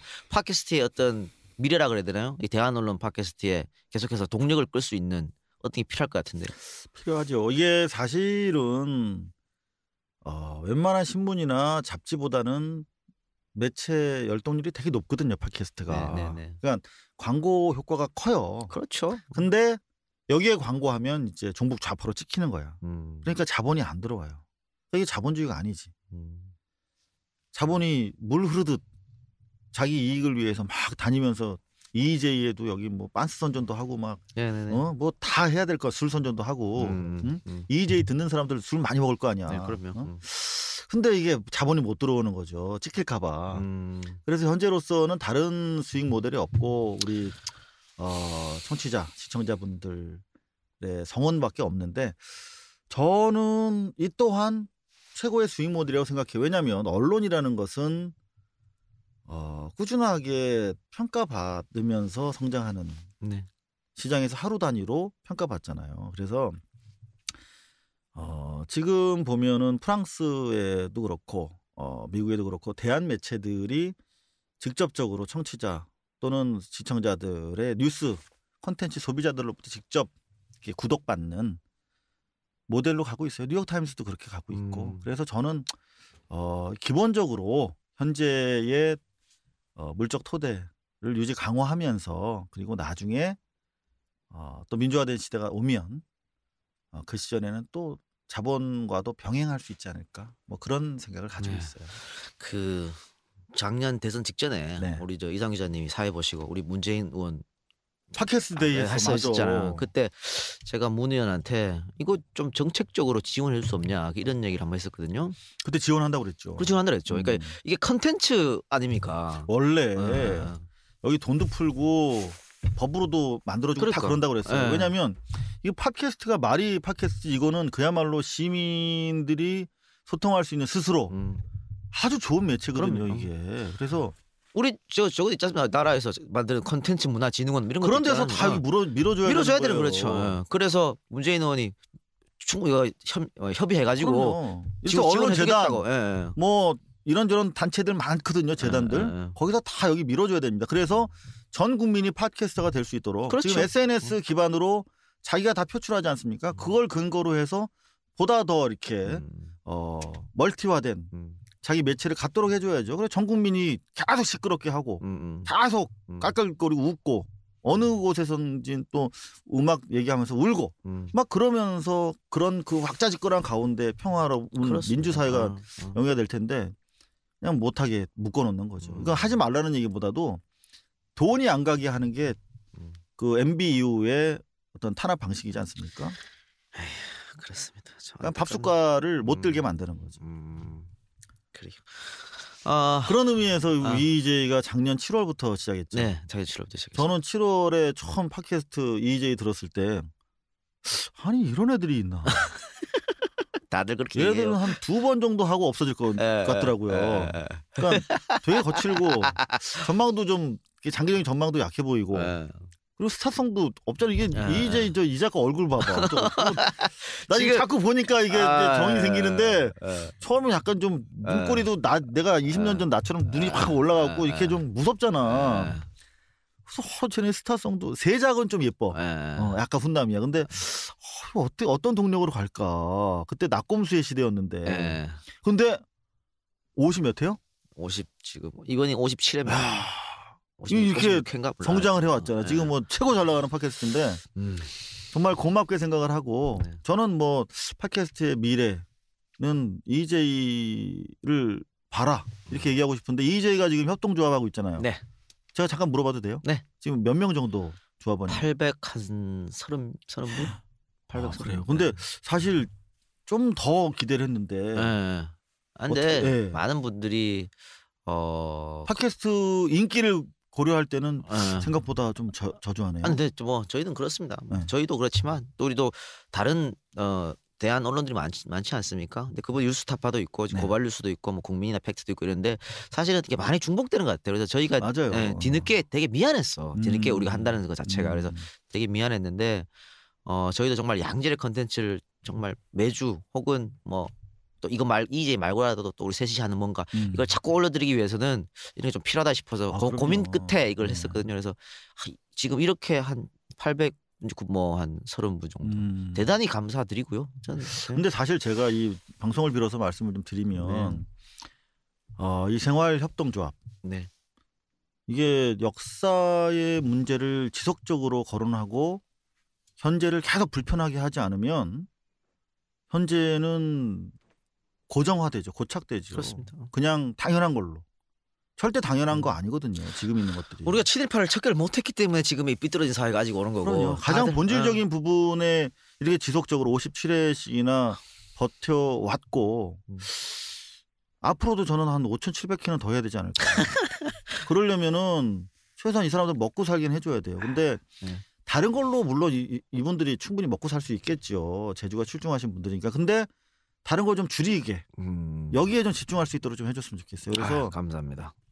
어떻게 하면 좀 왜냐하면 이런 역사 문제에 대해서 이렇게 집중적으로 천착하는 사람 보셨어요? 역사 문제 연구소 뭐 이렇게 여러 단체들은 있지만 방송을 통해서 이렇게 계속 촉구하고 분노하게 만들어주는 장치가 필요하거든요. 그런 점에서 저는 다른 어떤 후원보다도 정말 급선무라고 생각합니다. 오늘 잘 불렀네. 오늘 이상호 기자님한테 얘기 들을 거 다 들었습니다. 이제 가셔도 됩니다. 오케이. 뭐 다 들었는데. 근데 이 대한 언론이 이렇게 자꾸 많이 생기고 또 필요하다 한 거는 지금 제대로 된 언론 환경이 아니기 때문에 그런 거 아니겠습니까? 제대로 된 언론 환경이 아니라 언론 환경이 없지요. 무환경이지 무환경. 진공 상태지요. 그러니까 지금 지난해 뭐 서울시장 선거부터 시작해서 다 시민들이 이뤄내신 거예요. 제도권 언론에서 갖다 준 거 하나도 없습니다. 사실은. 그렇습니다. 스스로 그야말로 조그만 조약돌 같은 짱돌로 세워서 큰 탑을 만들어낸 거야. 우리 시민들이, 국민들이. 지금도 팟캐스트라고 하는 것이 결국은 방송하는 사람보다 들어서 이거를 옮기는 분들 스스로가 사실 만들어 나가는 건데 언론은 없다고 저는 봐요. 그리고 우리가 언론이라고 생각하는 것들은 허상이다. 이를테면 JTBC까지도 광의의 허상이다 이렇게 보고 그 근본 존립 자체가 순수하지 않잖아요. 그러니까 저는 뭐 JTBC에 대해서 이제 일희일비하고 많이 평가들 하시는데 저는 칭찬할 건 칭찬해야 된다고 생각하지만 EJ가 주장하는 보다 근원적인 접근, 역사적인 접근의 관점에서 본다면 저는 그 자본의 본질, 토대의 성향은 무시할 수 없다고 보거든요. 그러니까 결과적으로 그 목적이 국민을 위해서 복무하는 것이 아니라고 봐요, 저는. 그래서 기본적으로 이런 대한 매체가 저는 주류가 되는 그 날을 만들고 싶어요. 그리고 100년 전만 해도 신문밖에 없었잖아요. 그러니까 항상 과학기술의 발전이 10년, 20년 앞서서 가면서 새로운 매체를 만들었어요. 무슨 말이냐면 신기술이 만들어지면 그걸로 언론을 하고 싶었던 사람들이 언론 수단으로 쓴 거예요. 처음에 라디오 만들어졌을 때 라디오 뉴스 하려고 만든 거 아니잖아요. 과학기술자들이. 근데 그걸 뉴스로 만들어보자. 처음에 영화 만들었을 때 그 영화를 무슨 뭐 뉴스 하려고 만들었습니까? 나치들이 2차 대전 때 그 어떻게 대국민 선동하려고 그 뉴스로 만든 거잖아요. 다큐 만들고. 응? 텔레비전도 마찬가지고. 자, 그래서 이런 그 미디어의 발전이 새로운 언론을 계속 만들어 왔어요. 그리고 이제 인터넷이고 그리고 이 스마트 기기입니다. 그럼 당연히 스마트 기기가 새로운 미디어의 주역이 돼야 돼요. 근데 방금 말씀드렸던 것처럼 이 스마트 기기를 통해서 전달되는 팟캐스트와 같은 새로운 유형의 언론을 불온시하면서 자본이 들어오지 않기 때문에 안 끄고 있는 것뿐이지 결국 이게 미래다. 저는 20년 가까이 공중파에서 기자 생활한 사람이잖아요. 솔직히 팟캐스트 하면 뽀다구 안 나잖아요. 어딘가 없어 보이잖아요. 제가 사람 많은 데 가서 맨날 1억짜리 카메라에다가 보통 우리 이런 600만 원짜리 마이크 들고 이렇게 방송했었잖아요. 항상. 근데 요즘에 가면 제가 핸드폰으로 이게 제가 찍고 제가 하고 그러거든요.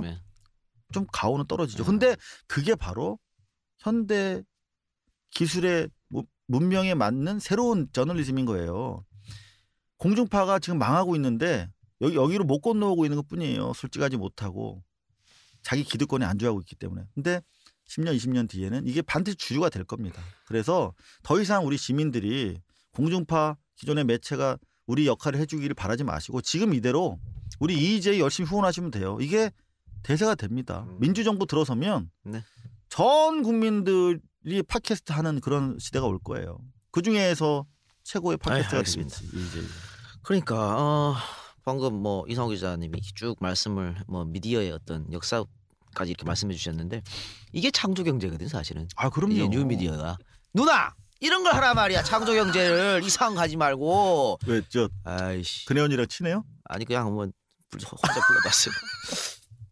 그거 뭐 재래시장 가서 되지도 않는 거 뭐 하지 말고 이런 건 참 참. 정말 이거 먹거리가 얼마나 많은데요. 그러니까 말이야. 아니 정말 바보 같은 짓 우리 하냐면 팟캐스트 10,000개 생겨봐. 그러니까. 그럼 이렇게 저렇게 해서 먹고 사는 사람이 수십만 명 생길 거 아니에요. 지금 서상기 새누리당 의원이 국정감사에서 게임 산업을 마약이나 알코올 중독가 더 나쁘다 그랬다고. 정말 저런 사람들이 어떻게 진짜 젊은이들이 먹고 살 거 다 빼앗고 있어요. 인터넷 우리 막고 다시 응답하라처럼 삐삐 시대로 돌아가는 그러니까 참 답답해. 핸드폰 불법화하고 미치겠다 이거. 아니 뭐 창조경제 말만 창조해. 창조가 뭔지를 몰라요. 창조가 뭔지를. 좀 제대로 좀 해줬으면 좋겠어요. 크리에이티브가 뭔지를 몰라. 에이 진짜. 근데 방송 이제 공중파 아까 방금 말씀하셨는데, 근데 여러 인터뷰를 보면요, 이상호는 MBC에 좀 애착이 있는 것 같은데 조금 뭐라 그럴까요? 좋아하는 감정과 싫어하는 감정이 교묘하게 교차하는 애증의 관계라 그래야 되나? 정말 사랑하면 그 사람 미울 때 많죠. 아, 그럼요. 집에 늦게 들어오고 이상한 뭐 연지곤지 찍고 들어오면 정말 얼마나 내가 미웠을까? 에? 내 얘기하나? 그게 아니라 여하튼 간에 그런 생각해요. 사랑이 있어야 미울 수도 있어요. 근데 정말 MBC 들어왔을 때 너무 좋았어요, 저는.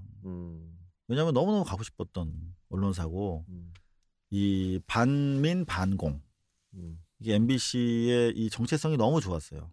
주인이 없는 회사라는 거. 국민만 볼 수 있다는 거. 그래서 저는 되게 행복하게 기자 생활을 한 것 같고, 근데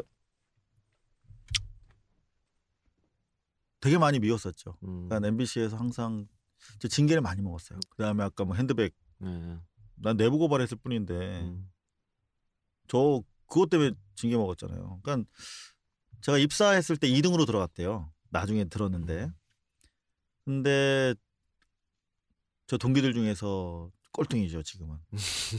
이번에 보니까 국장도 나왔던데, 저는 이제 마지막에 회사 잘릴 때 차장 대우였으니까 등급이 많이 차이가 나죠.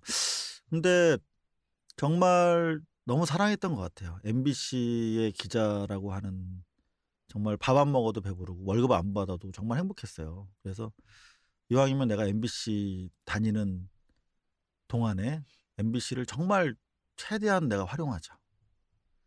며칠 전에 참여연대 협동사무처장, 뭐 박모 협동사무처장 인터뷰를 했는데 저한테 그런 얘기를 하더라고요. 대뜸 이상호 기자가 되게 이상한 사람이었다는 거예요. 자기가 간사 시절에 한 15년 전 얘기를 하더라고요. 인터뷰하더니 돈을 주고 가더래요. 그래서 제가 그랬나요? 그랬어. 근데 자기가 너무 이상했대. 그래서 뭐 이런 놈이 다니나, 이게 안 좋았나 봐요. 그게 오히려. 근데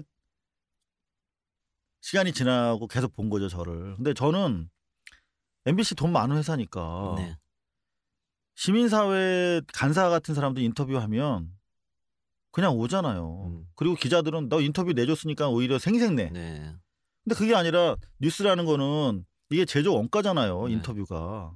그럼 내가 이 사람 콘텐츠를 갖다가 뉴스를 만들었으니까 돈을 줘야 되잖아요. 인터뷰 사례비라는 게 있어요, 또. 귀찮아서 기자들이 안 하는 거야. 그래서 인터뷰 사례비를 챙기고 내 영수증 처리하려면 복잡하긴 하지만 제가 미리 만들어서 5만 원씩 다 드렸어요. 인터뷰. 이 사람들은 나랑 똑같은 일을 하는데 나는 기자라고 해서 300만 원 받고 이 사람은 80만 원 받아. 이런 개 같은 경우가 어디 있어요. 그래서 최대한 인터뷰를 많이 다니면서 다 돈을 줬어요, 저는. 근데 이게 좀 이상했나 봐요. 오히려 안 좋게 보였나 봐요. 근데 여하튼 되게 특이한 사람이었다고 저를 기억하더라고요. 근데 MBC를 최대한 써먹고 싶었어요. 그래서 한 번도 MBC를 회사라고 부르본 적이 없어. 그러니까 MBC는 똑같은 권력 기관이야, 언론사니까. 그래서 MBC도 감시하고 비판해야 된다고 생각한 거죠. 그래서 제가 MBC 내부 고발해서 그때 PRB, 뭐 연예계 비리 했을 때 타임지 기자가 왔어요. 자기가 미국에서 기자 생활을 한 20년 하다가 온 로널드 맥도날드인가 하는 친구인데, 맥도날드인가 빅맥인가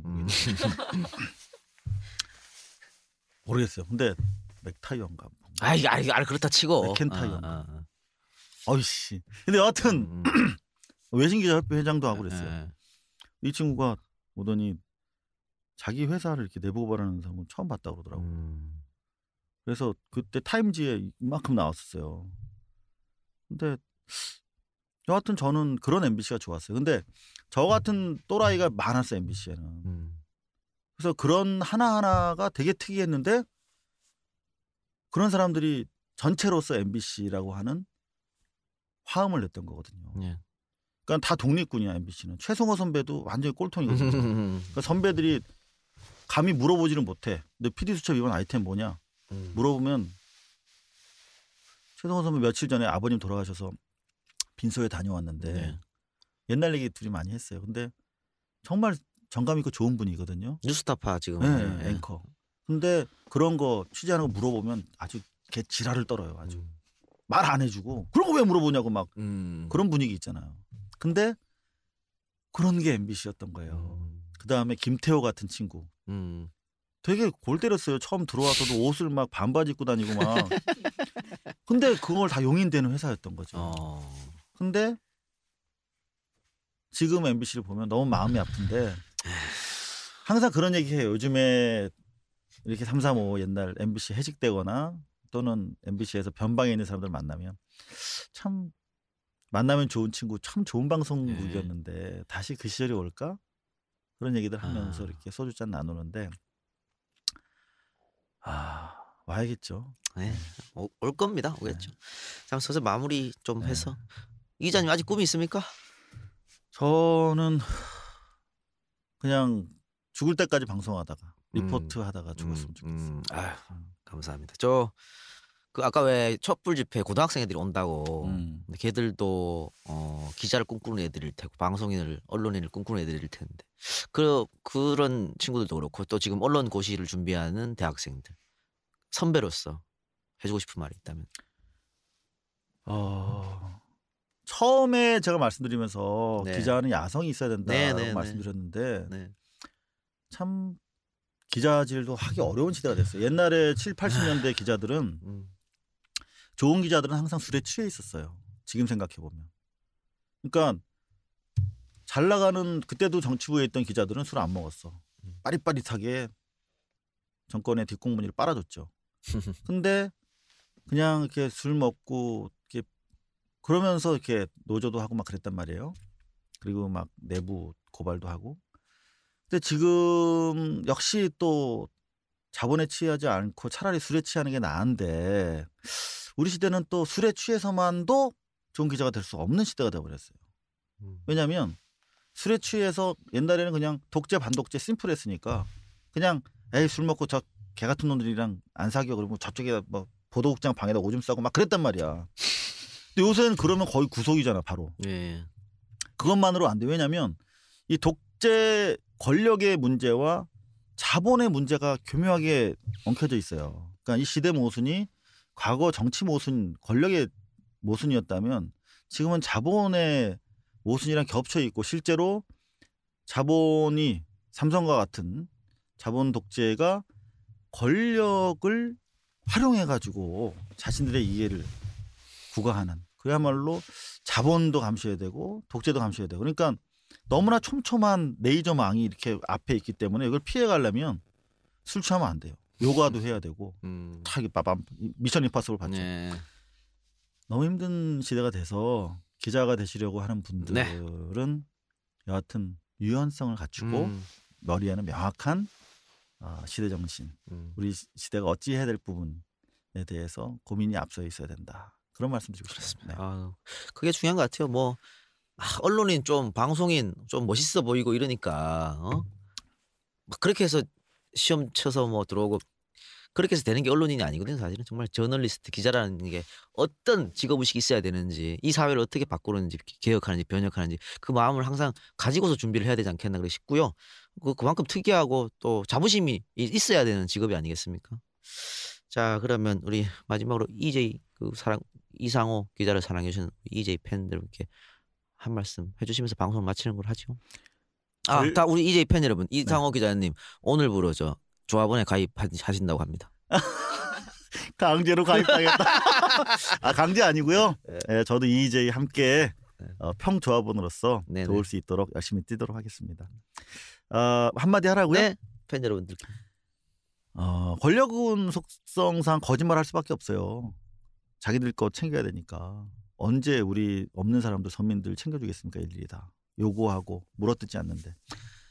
그렇기 때문에 그 사람들의 입을 봐줘야 되거든요. 근데 EJ는 그 입의 역사, 이 말의 역사, 그들의 행적의 역사를 계속적으로 조명합니다. 요즘 들어서 EJ 열심히 하던 우리 세 분 많이 좀 피로감을 옆에서 지켜보면서 느낄 수가 있는데 얼마나 힘들었겠어요. 작년 7월부터 지금까지 빛이 나지도 않습니다. 여러분들 생각하시는 것처럼 지금 저는 저 어디인지도 모르겠어요. 지금 뭐 옛날 독립운동하던 저희 스튜디오만큼이나 정말 허술한 이 지하 골방에서 지금 녹음을 하고 있는데요. 많이 열악하네요. 그나마 또 자기네 것도 아니야. 정말 안타깝고요. 참나. 지금 뭐 그렇게 여러분들 많이 사랑을 받고 있는데도 아직까지도 많이 힘들구나. 여러분들 사랑만 하지 마시고 물질로도 같이 좀 지원해 주십시오. 그래서 이 사람들 그래봤자 돈 벌고 차 바꾸지 않아요. 당장 내일 먹거리 걱정은 없어야 되지 않겠습니까? 여러분들 EJ 여러분들 대신 일을 해주고 있다고 생각을 합니다. 저도 조합원으로서 우리 같은 조합원들에게 당부드리는데요. 조합원 100가만 해도 얼마나 좋겠습니까?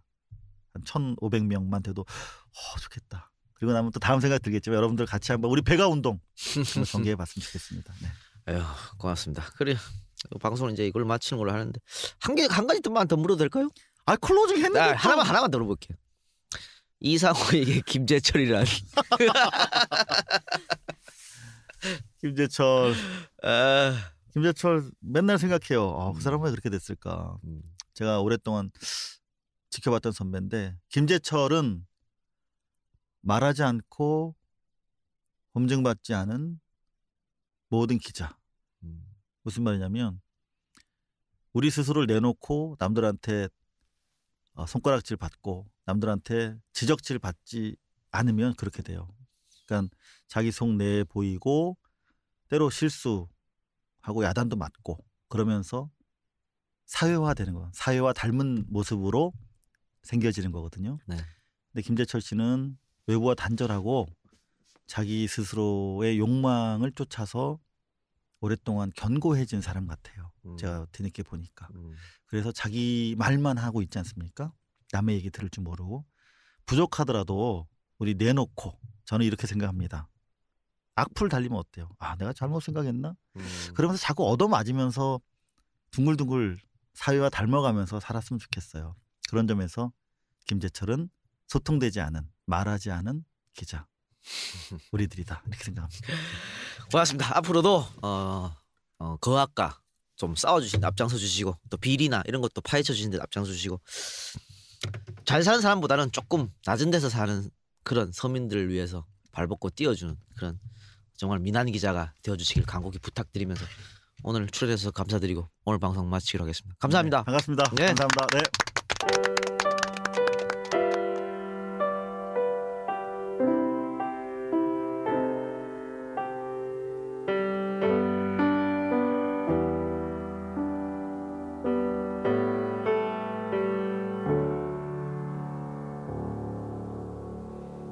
Desperado,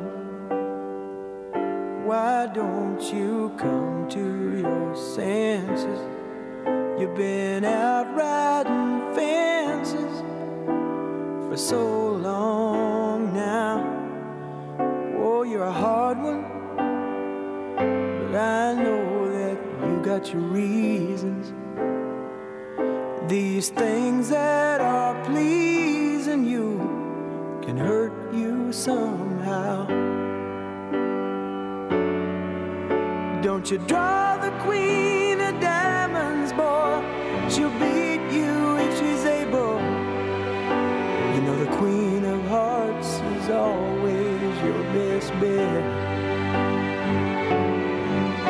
Now it seems to me some fine things have been laid upon your table, but you only want the ones that you can't get. Desperado, oh, you ain't getting no younger. Your pain and your hunger, they're driving you home. And freedom, oh, freedom, well, that's just some people talking. Your prison is walking through this world all alone. Don't your feet get cold in the wintertime? The sky won't snow.